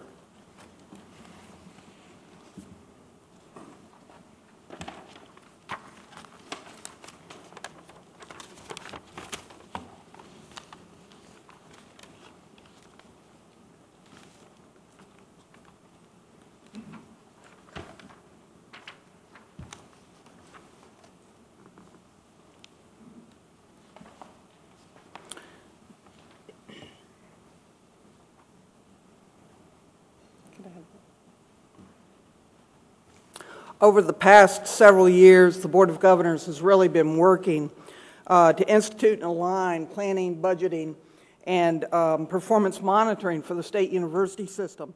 Last year, the Board of Governors thank you. Maybe.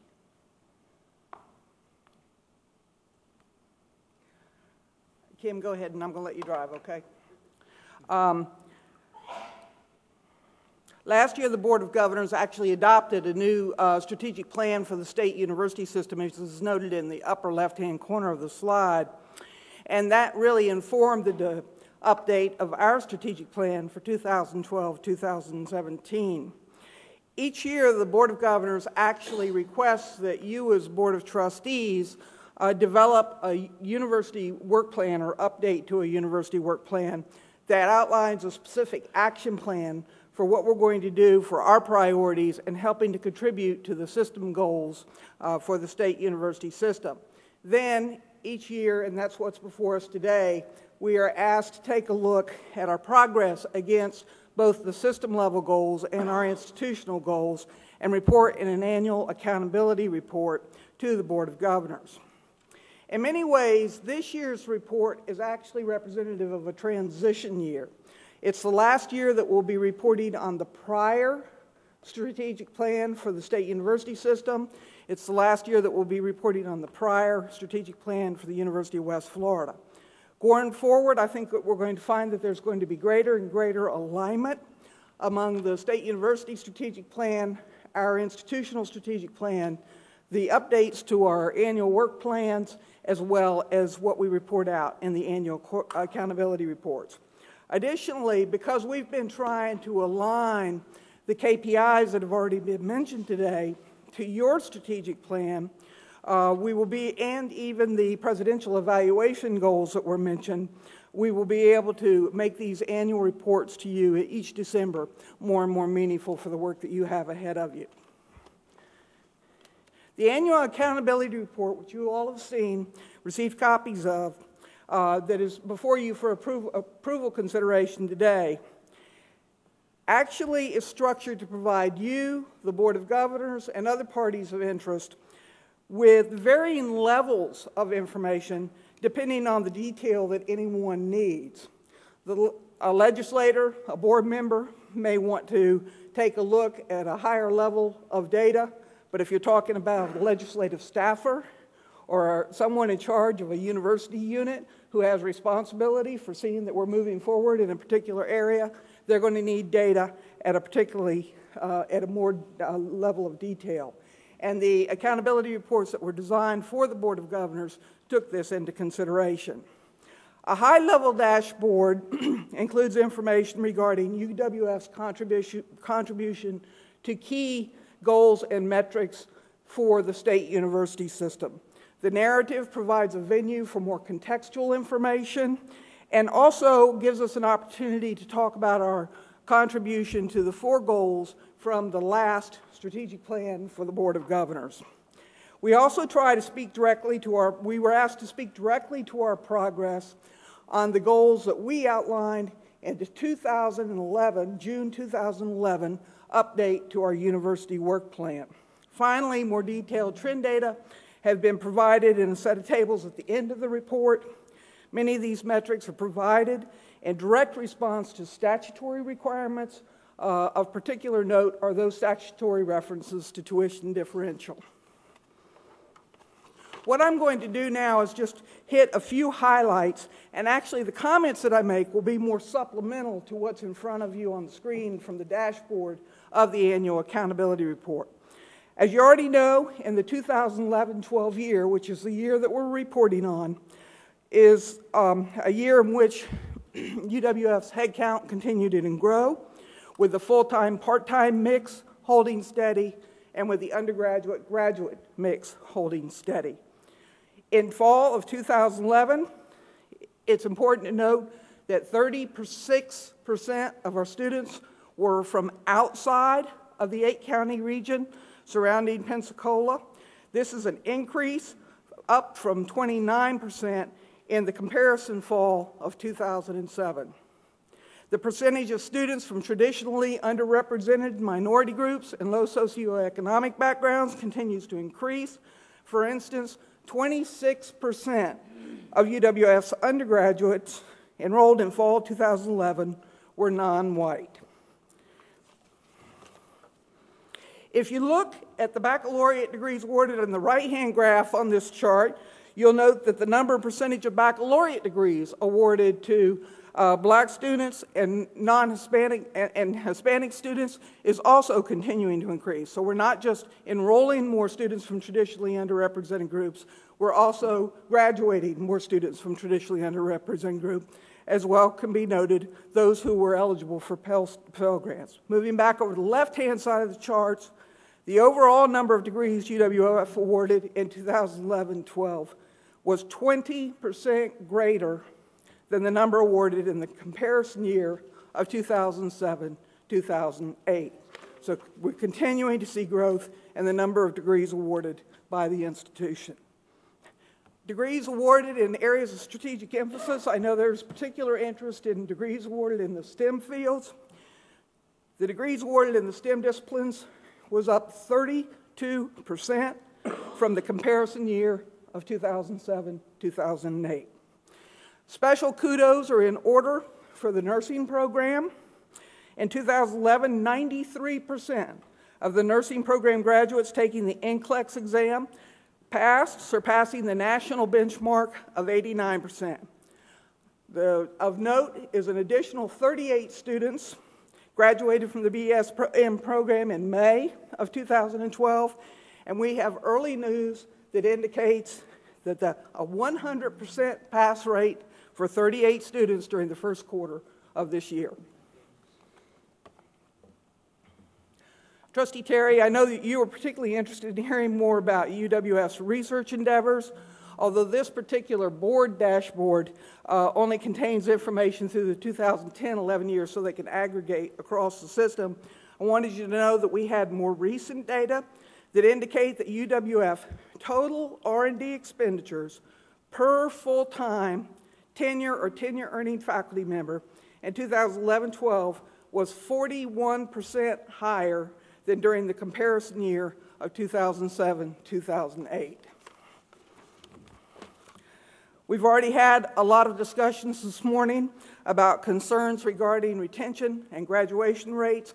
One of the things about these data is there's been a concern across the country, actually, that the federal reporting of retention and graduation really focuses in on a very small portion of the students.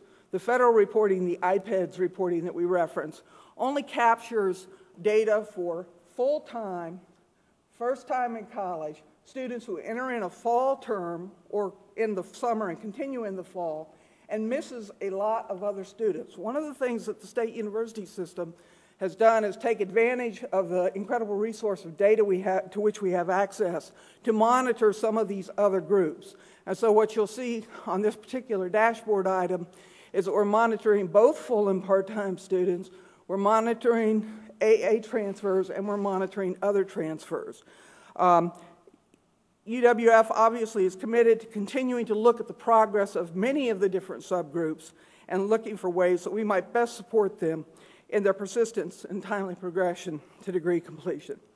And this final chart on the right-hand side speaks to the challenge that we continue to face as state funding dwindles. It becomes more and more difficult to hold student-to-faculty ratios down.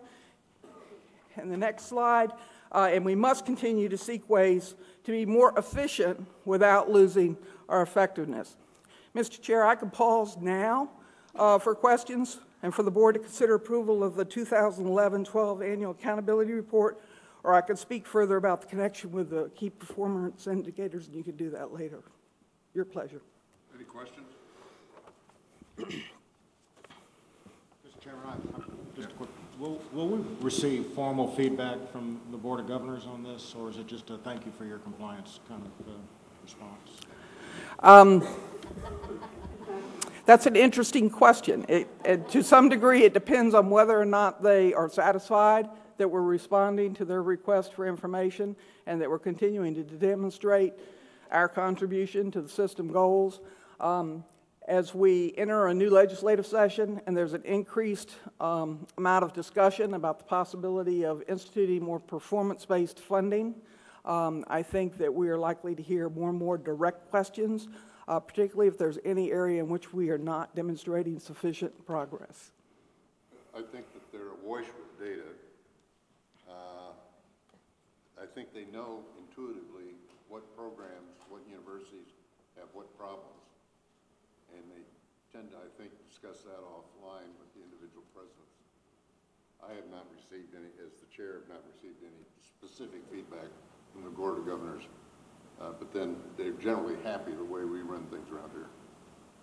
Does that answer it? Any other questions? Okay, I ask for a motion to approve University of West Florida 2011-2012 Annual Accountability Report for submission to the Board of Governors. So moved. Second? All in favor? Did I get a second? Second. I'm getting as bad as Lewis. All in favor, say aye. Aye. Opposed? Okay, 10-year condition of employment. Dr. Benz. Right.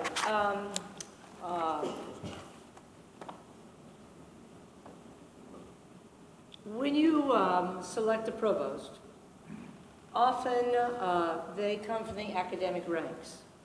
And in the academic ranks, tenure is one of the key benchmarks, the key goals of a faculty member. When you hire a provost, they usually request that they receive tenure from the institution as a condition of employment. And soon-to-be Provost Saunders has requested that. We started the process followed our regular process. It was expedited, and it's gone through all of the hoops that it has to go through. And the final approval that is needed for anyone to receive tenure is you, the Board of Trustees. I certainly recommend it. Dr. Saunders earned her tenure here back in the day in the Department of Communication Arts. So what we are really doing is just, you are being asked to do, is just to recognize it again and make it active. So moved. Okay, second? Second. Any discussion? All in favor say aye. Aye. Any opposed? Okay, election of officers. What I asked the executive committee members to each submit 2 names for president and, or chairman and vice chairman of the board. And we've tallied those nominations, and for chair, the 2 names that were most, almost overwhelmingly suggested were Louis Baird and Mort O'Sullivan.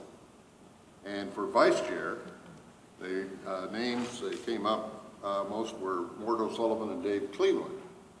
Do we have any nominations from the floor? Is there any discussion? Yes, sir. Yes. It is my deepest belief that Louis Baird will be the best choice to serve as chair for this institution over the next 2 years. That's how I got the job. Collier faked me into it. And I would like to withdraw my name from nomination for chair. Okay. So that we're going to issue ballots. And so that would be Louis Baird is our nomination for chairman. And then we have Mort and Dave for vice chairman. Mr. Chair, I might be able to simplify this further, take any further drama, although appreciative of the nomination and would look forward to serving in that capacity one day. I would put my enthusiastic support behind Trustee O'Sullivan for vice chair. I move the nominations be closed. Second. Would you issue the ballots? Yeah, we'll issue ballots. Can you do it by acclamation? Can we call the question by acclamation? Call the question by acclamation? Say again? Can we call the question by acclamation? General counsel says yes. We can? Okay, yeah, where's my lawyer when I need Right him? there. Okay, then the motion is acclamation of Louis as chairman and Mort as vice chairman for the coming terms. All in favor say aye. Aye. Opposed? The ayes have it. Congratulations.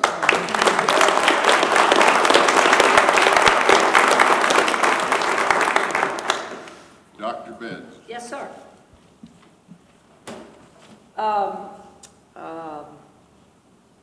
I would like to recommend that we name both Chairman Horner and Trustee Collier Merrill as Chair Emeritus of our University of West Florida Board of Trustees. Both of you will be leaving us, the board, in January and have served on this board with distinction since its creation. Trustee Merrill was our very first chair, and General Horner has served as our 3rd chairman. This is a designation that we previously extended to Casey Clark, who was our 2nd chair when he left the board. And the designation is in recognition of extraordinary service and contributions. So that is what I would like to recommend that you receive a motion on. Trustee Collier, Merrill, and myself will recuse ourselves from this vote, so yes. You got it, Vice. Do we have a motion? So move. Second? You got Hear a it. second? Yeah. Those in favor say aye. Aye. Those like sign. Congratulations. Thank you.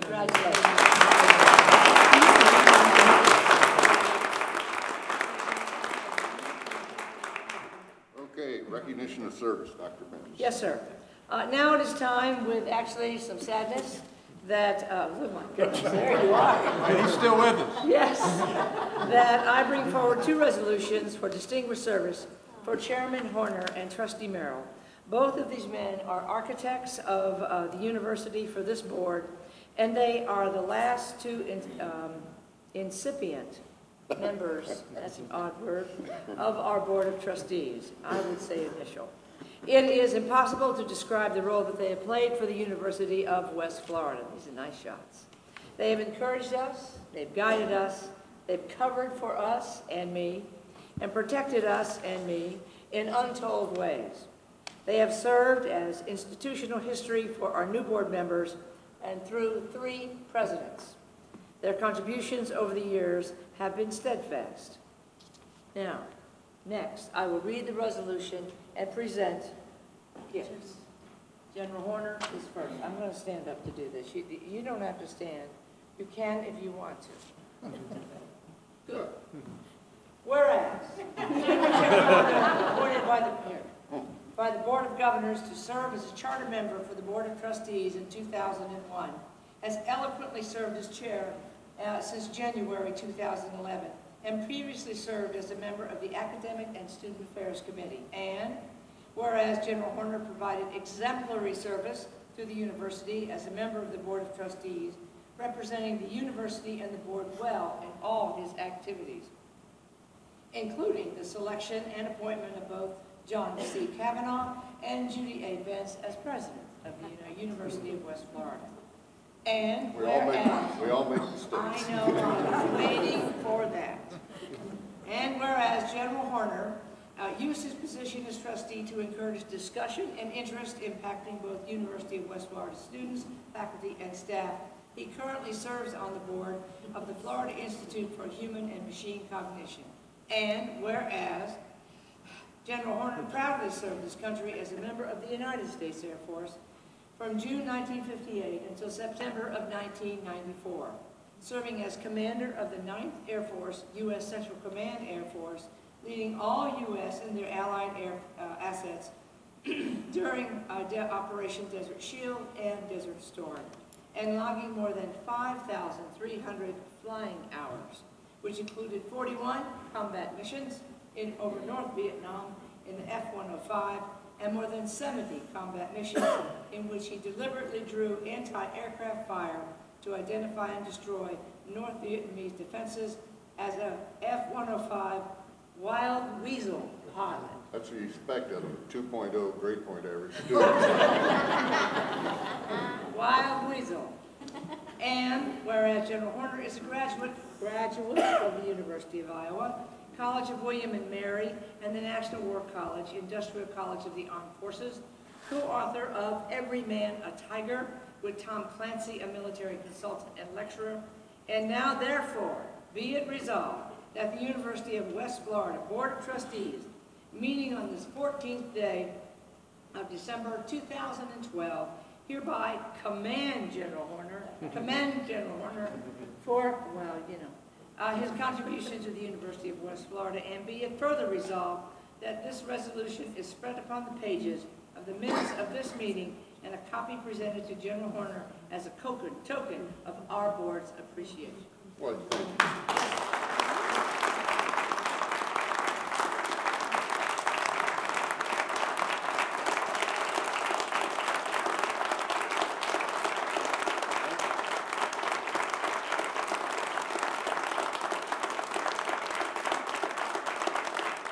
It was a complete honor to serve on the board when Collier was chairman. He did a much better job. So.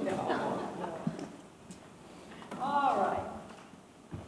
Now, Trustee Merrill, if you would come up with me so I can read to you and the rest of the world. Whereas Trustee Collier Merrill served on the Board of Regents and was appointed by the Governor of Florida as a charter member of the Board of Trustees in 2001. And whereas Trustee Merrill served eloquently as the first chair through December 2004, and subsequently served as a member of the Academic and Student Affairs Committees. And whereas Trustee Merrill led the effort to hire Dr. John C. Kavanaugh as the 4th president of the University of West Florida, and Dr. Judith A. Bentz as the 5th president of the University of West Florida. And whereas Trustee Merrill used his position as trustee to encourage discussion and interest in issues impacting UWF students, faculty, and staff. And whereas Trustee Merrill, as an alumnus of UWF class of 1984, was recently given the prestigious honor of being named a UWF Foundation Fellow. And whereas Trustee Merrill is a respected entrepreneur, civic leader, and loyal ambassador and ally to the University of West Florida, And whereas some of his recent service includes the Florida Arts Council, the Arts Council of Northwest Florida, the Pensacola Museum of Art, Sacred Heart Hospital Board, Catholic Social Services, American Red Cross, Leadership Pensacola, the Pensacola Bay Area Chamber of Commerce, and the Community Maritime Park Association. And whereas Trustee Merrill is considered in many ways as one of the founders and architects of Florida's local Board of Trustee model, and he was honored as one of UWF's most distinguished alumni in 2000. And now, therefore, be it resolved that the University of West Florida Board of Trustees, meeting on this 14th day of December 2012, hereby commend Trustee J. Collier Merrill for his contributions to the University of West Florida, and be it further resolved that this resolution is spread upon the pages of the minutes of this meeting and a copy presented to Trustee Merrill as a token of this board's appreciation.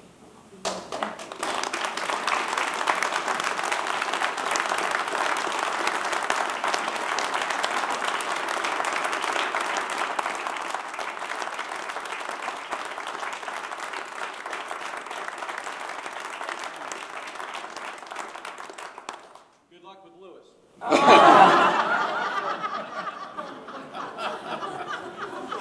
Okay, Dr. Marker, you're in the box. Do we have to have a motion on that? Excuse me. Move approval. Second. You got a second?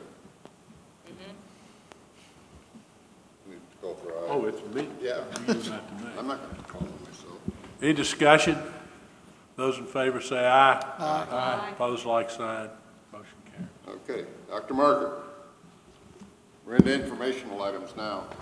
I know some of the board may have to leave for other engagements. We've gotten through all the action items, I believe. One of the things that President Benz put on my plate when I accepted the invitation to become interim provost was to review and look carefully at all academic programs with an eye towards informing strategic budgeting. That has turned into program prioritization. As you recall, we had several workshops on the campus in early October, one for you and one for deans and chairs on the campus. That was done by Robert Dickinson, who literally has written the book on how to prioritize academic and also support programs in the university. And I know some of you participated, you all have Robert Dickinson's book on prioritization, or you should have. If you don't, tell me and we'll get one to you. So since the time Robert Dickinson was on the campus, we have had a small project management team working and doing all the groundwork to get us in position for prioritizing every single program in the university, both academic and non-academic. And so that process, that exercise will begin right after the beginning of the second semester.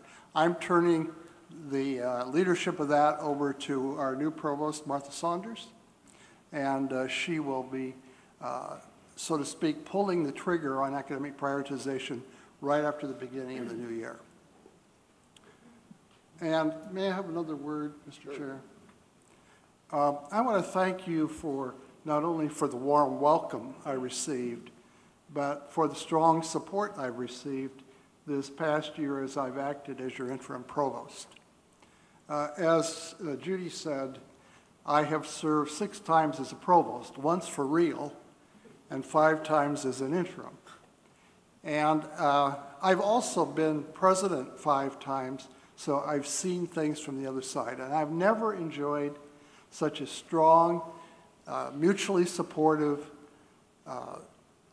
professional partnership as I have with Judy. It's been a true pleasure and a delight to know her as a professional partner, but also she has become a great friend. And I will watch with great interest as I go back to the islands where I belong, the progress that the university makes in the weeks and months and years ahead. And I know they're going to be dramatic, and under all of your leadership and support, this university will not only survive, but it will thrive. All the best to all of you.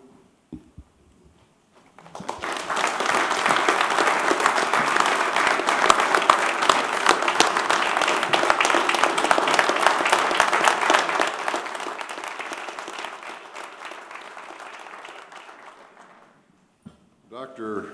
Marker and I are Iowans. Interesting to note, he lives in Hawaii and I live in Florida. Okay, Susan Stevenson and Jim Hurd are going to discuss student housing.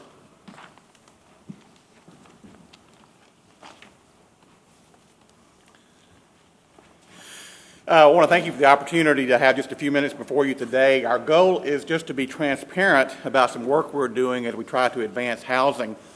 What we're really trying to do is evaluate options for traditional university bond financing housing, and that's predicated on some drivers that we have. One, we know that developing the university master plan, particularly as it relates to getting University Park out of the ground, is a university priority. We know that housing in University Park is critical to the success of that project. And we know that even though we're going forward with the public-private partnership option, we do know that we need to be purposeful about our future and success by making sure that we have some alternatives in place in case that doesn't go the route that we hope. So we do want to plan for some multiple options of making the delivery of new beds for housing and advancing our strategic plan a priority. We will be pursuing two tracks. One is through BEI, and that's the public-private partnership that you've heard so much about.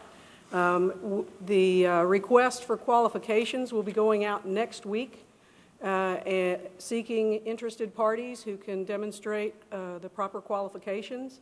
An RFP, or request for proposal, will follow that in the spring. On the alternate track, we're also preparing for and taking the steps necessary if needed, to be able to do a traditional bond financing. This is the same kind of financing that we did for President's Hall, which we'll do the ribbon cutting this afternoon. It's a traditional bond, most likely through the foundation and secured by the housing system revenues. This alternative track, by the way, was presented as an information item to the foundation board yesterday as well.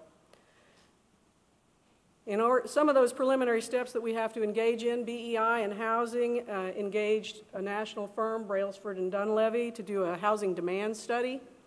That study was conducted with our revised enrollment plans of 0 growth for the fall of 2013 and 3% growth each year thereafter. The study did show that for the last 5 years, our housing system has been at 102% occupancy, and will likely again be at full capacity in the fall of 2013. The study considered the feasibility first for a 300-bed facility that would be come up out of the ground in conjunction with the Hotel Conference Center and restaurant parcel at the east entrance of campus. The study did show that there would be adequate demand for the fall of 2014 for that project.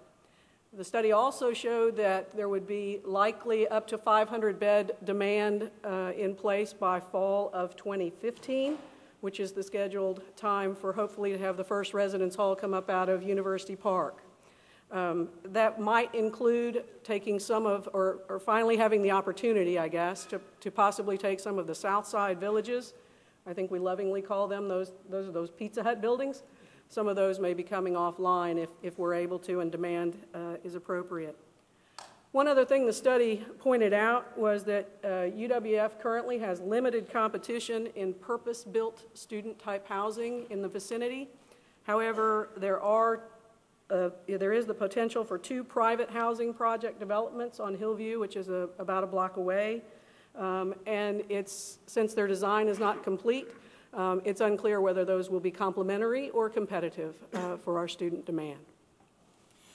Well, this effort that we're working on is really a parallel track, and we may get red lighted at some point in terms of the RFQ and RFP being successful.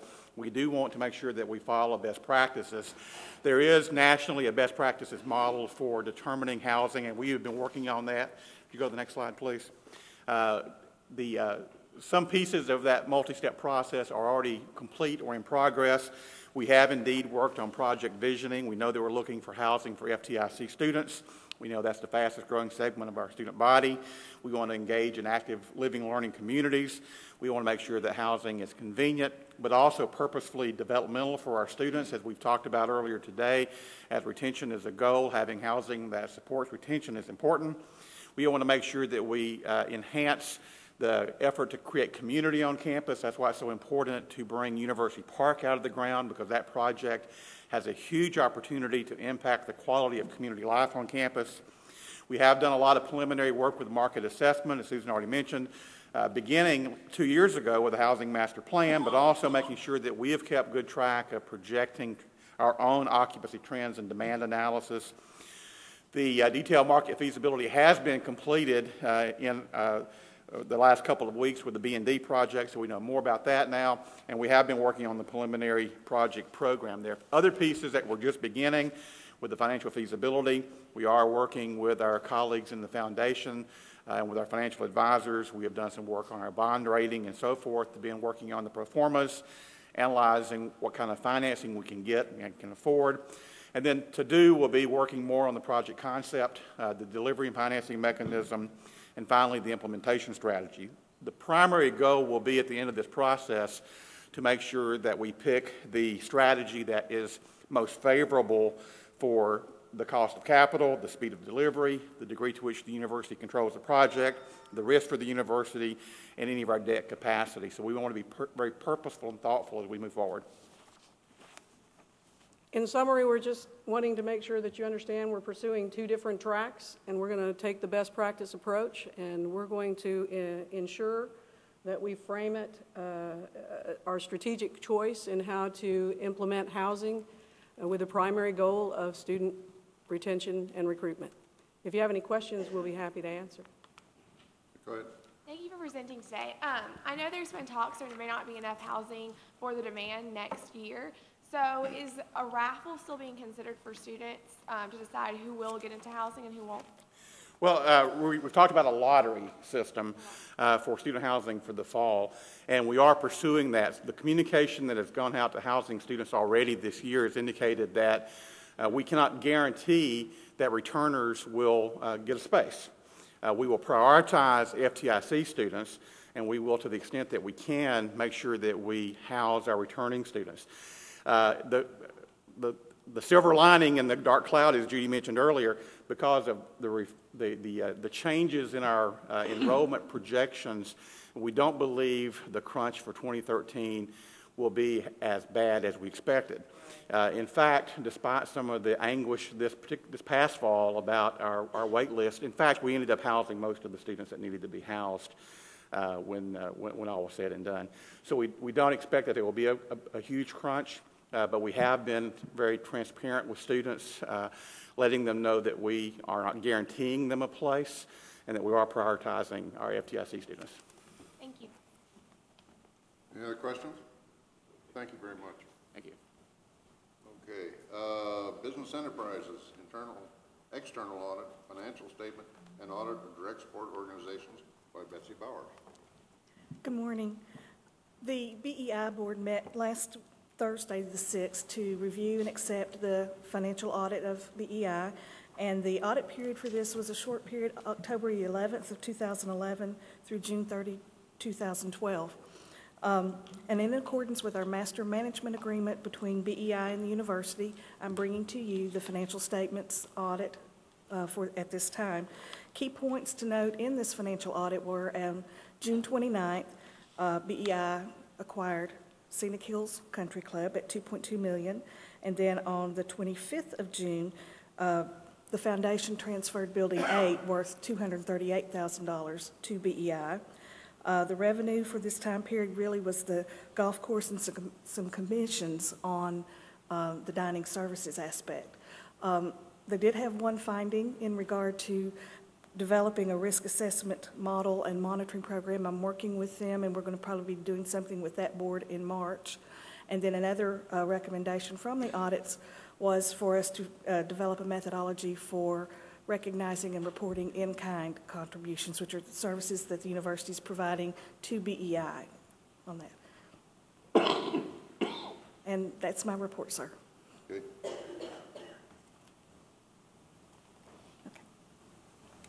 Thank you, Bessie. Did we have anything on direct support?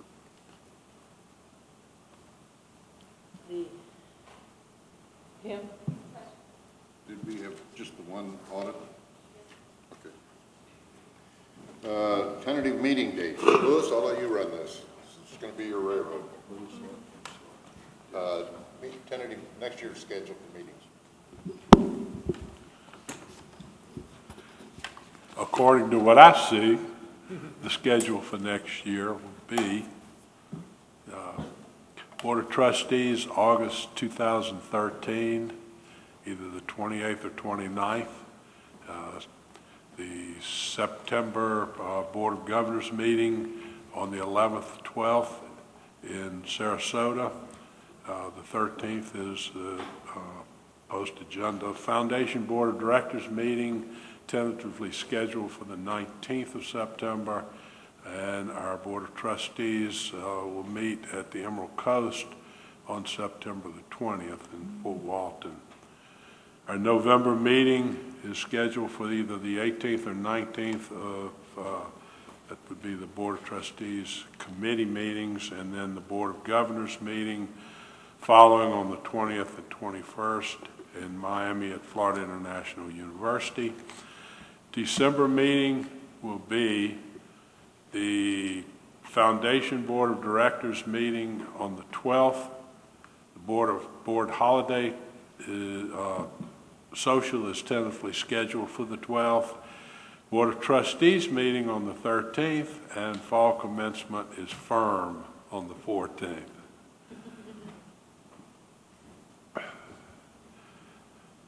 Going into 2014, Board of Trustees committees will meet on the 5th or 6th. Spring break takes place on the 10th to the 14th. Post-agenda the 19th. Board of Governors meeting at Florida A&M University, Tallahassee on the 19th and 20th. And our Foundation Board of Directors will tentatively meet on the 25th with the Board of Trustees on the 26th. I think this is all you have to. Pardon? Just ask them to approve. They approve the March 28th date for the next meeting. We need approval for March 26th Board of Trustees meeting for this coming spring. Do I have a motion? I don't think you need a motion. You don't need a motion, just discuss. Oh, we don't need a motion, okay. Okay. Dr. Northup, Flight Academy. It's great to be last. Okay, today I'm going to talk a little bit about the National Flight Academy. I have been to you before to explain to you some of the things that we've been doing with them over the past few years. This is an extension to the story.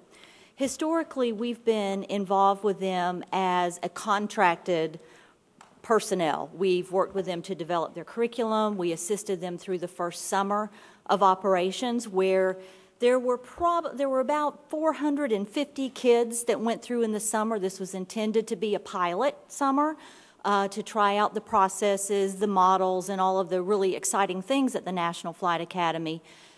As we finished that contract on December 1st, we have been in discussions for several months about expanding our relationship, not so much in a contracted role, but in a partnership.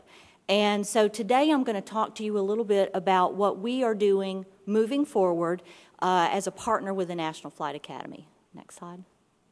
So I've told you this before, and we very well know that there is a national problem in STEM education. I'm so excited to hear about the increase in STEM education, graduates in the state of Florida. That is such a fantastic step in the direction that we want to go. However, there's still a lot of kids that are in middle school, high school. They don't know what they want to be when they grow up, and we can't make them be STEM-educated people. They have to get a spark. They have to get excited somewhere. We know their teachers play a role. We know their parents play a role, but we also know experience plays a role. And this is part of what we at the University of West Florida and the National Flight Academy partnership intend to continue exploring and trying to facilitate this national problem or reduce this national problem, encourage kids into STEM disciplines so that we can report to the Board of Governors that we're graduating STEM graduates and they're moving into the workforce. Next slide. Okay, this is weird, but what I'm going to do is show you, and I'm saying this really for Jim, this is a 4-minute video, but I'm probably going to stop you before it's over. This is inside of the National Flight Academy. I'm sharing this with you for 2 reasons. One, the young lady that is narrating it, her name is Victoria. She is a sophomore at the University of West Florida, and she works in the summer at the National Flight Academy. We trained her on the things that she's doing. She's a chief. And then it's going to show you some things about safety, security, that kind of thing there. So go ahead. Will it take? Hi, I'm Victoria, and I'm here today at the National Flight Academy's pinnacle experience, The Ambition. Today I'm going to be taking you on a behind-the-scenes tour of the new facility. You can't just walk in here. Everything here is state-of-the-art, including its security, so parents, your kids are safe. Let's go. The warehouse serves as the portal to an exciting and virtual world of naval aviation, a transition space, setting the scene visually and emotionally for boarding our aircraft carrier, Ambition. Nautical fixtures, including the ship's wheel, brings the ship to life. Instructors walk the AXPs, or experimental pilots, through expectations and assigned squadrons. The squadrons are made up of 12 AXPs for the ultimate team-building experience.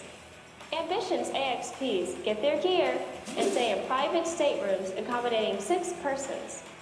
Each is outfitted with individual bunks, a desk, and closet space. The showers are awesome and private. So you're not feeling well today? Let's go ahead and get your temperature. Medicines are dispensed by registered healthcare professionals who are available in the unlikely event of an accident or illness. Co-pilot's on the right, pilot on the left. Co-pilot can put the headset on. The Boeing and Lockheed Martin simulation centers, occupying approximately 9,000 square feet of floor space, house the simulation core of Ambition. High-fidelity flight simulators are virtually networked with Ambition's operations centers. The Joint Intelligence Center, or JIC, provides shipboard digital learning laboratories designed to encourage and enhance creative problem-solving and peer teaming. Scenarios begin in the JIC with a mission briefing that presents challenges and introduces necessary academic concepts required to achieve success. Technology in the JIC includes a large touchscreen digital interactive mission planning table, Smart Technologies interactive whiteboards, and internet-enabled computer workstations. A substantial portion of the simulation experience aboard Ambition is the Command, Control, Communications, and Coordination, or C4 element, which will be experienced in the Joint Operations Centers, or JOC. Here, a crew of 11 student aviators and their chief, or staff facilitator, are placed in charge of coordinating missions that have been planned and briefed as a larger squadron. Ready rooms, or fully electronic classrooms, are designed to facilitate quick and effective instruction. The food's almost ready, and boy is it good. Healthy menus fuel Ambition's AXPs, and chow is the perfect time for socializing and mission discussions. Ambition isn't all about the kids. Corporations and businesses of all sizes are choosing this. I'm going to go ahead and stop there. It just kind of takes you through the rest of the facility. Many of you have had the chance to be on board Ambition, and it's seriously cool. So what I'm here to talk a little bit about now is our next steps. As a contracted employee, we developed curriculum, we tested it, we tried it out, we did faculty, the training for the people that were there in the summer, which primarily was certified middle and secondary teachers to do the instruction in each of those classroom environments, but then also UWF students to serve as chiefs, or what we might think of as camp counselors, to be with the kids all the time. So we've been involved with the National Flight Academy for 15 years. We have had the great opportunities to sit around and talk about the different variations of what it was going to be when it finally came into existence. And as a result, we feel like we've been part of this whole entire project. So now, as we move forward, next slide please, this is what we're going to be doing next in our partnership. The National Flight Academy will lead all marketing and sales. They'll lead the facility. They'll have all facility responsibilities, all building level contracts, food services, linen, security, insurance, medical, all of that, National Flight Academy. The University of West Florida, significantly through our Division of Continuing Education, will deal with all of the student registrations, fee payments, check-in, staff selection and training, which we already have been doing, ongoing assessment and data collection to ensure effectiveness and quality in moving forward. We felt like this was a nice partnership. It allowed us to do the things that we do well at a university, and it allows them to do the things that they do well. Collectively, we'll be working together to bring more students to Pensacola. We've had students from all over the world that have attended in its first year, in its inaugural year that was really just trying it out. And so we know that there's going to be more opportunities as time goes on. In addition to that, we will have a space on site at the National Flight Academy. For those of you that know what a goat locker is, that's where we get to be. We think it's the old goat locker. We're not really sure. But it is on the second deck, which is where all of the education happens. You know, up on the third deck is where the kids sleep. The first level is the mess hall and all of that, and the simulators, hangar bay. So we will have our office, which is a pretty large area, for all of our instructional staff and so forth to be able to be there throughout the summer. We'll also have places where we can provide materials to students, middle and secondary students who are interested in pursuing STEM disciplines, to step into our office and let us tell them a little bit about what opportunities they have. They'll allow us to put, materials and so forth out there.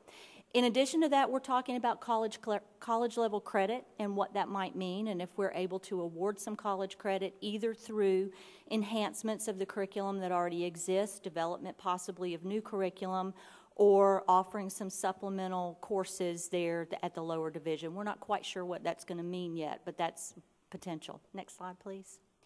In addition to that, which is what I think is very exciting, we have a partnerships with Tech Games at Universal Studios that you might remember assisted us in building the curriculum. We have aviation classroom experiences, those classrooms that are in middle schools and high schools that I've talked about before at Warrington and Escambia. They're now in places all over the country. And we're going to continue developing that, the curriculum, the faculty training, the staff training, and data collection to see if we are making a difference in the way that we're presenting education. We are going to be rolling out something at Pax River in January. I've already been up and have done training with them. It's a great partnership there, funded by NOC AD. Kitsap County in Washington, funded through Department of Defense funding. We're going to actually have something aboard the Yorktown.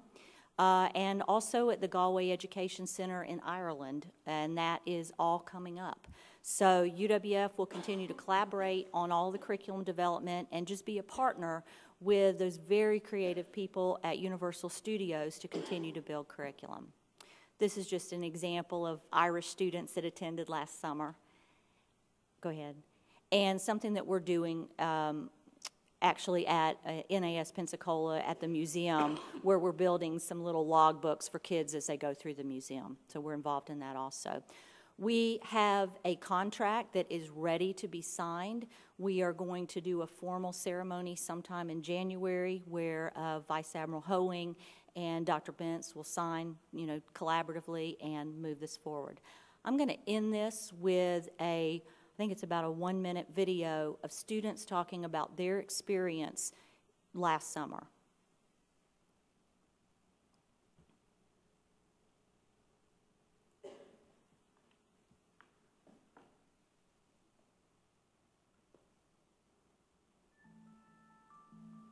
Everything here is amazing.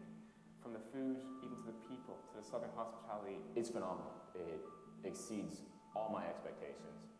Everything is, just like an aircraft carrier. So realistic, so incredible. There's no simulation about this. This is real stuff. It's huge, incredible technology. Everyone else, we do work as a team. We all pull together. We all pull our own weight. We go and plan out what we're going to do on our missions. Now everyone knows what everyone else is good at, and we've just learned to work as a team. It's just great camaraderie. We're always doing exciting stuff. There's never a dull moment. The Chiefs are amazing. I think it's really important to be around someone who enjoys what they're doing. You always have someone there that can help you out. It's definitely practical and it's definitely accelerated. It might be a week, but it's like a year of learning. I see myself excelling in places that I was never very good at. You learn it, you apply it. I can say it changed my life. So thank you very much. We're very excited about this.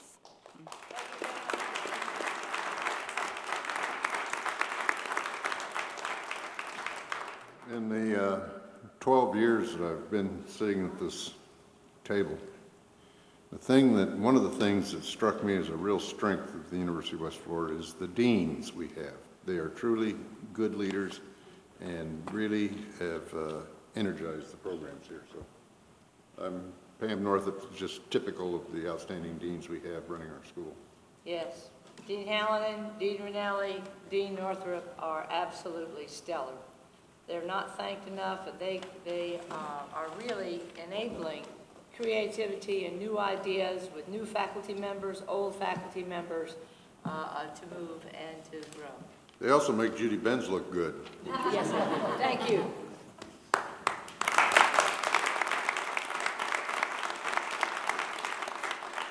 Is there any other business you want to discuss?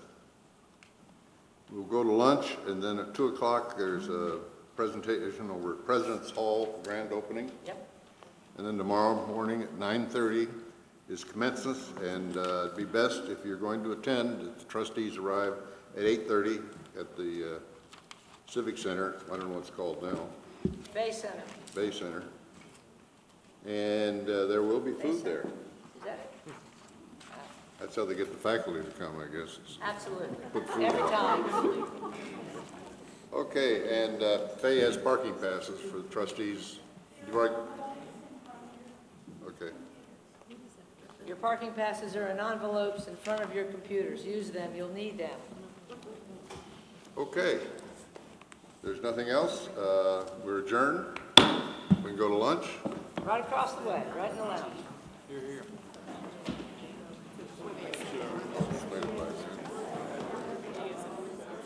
You saw the letter on the email from Steve?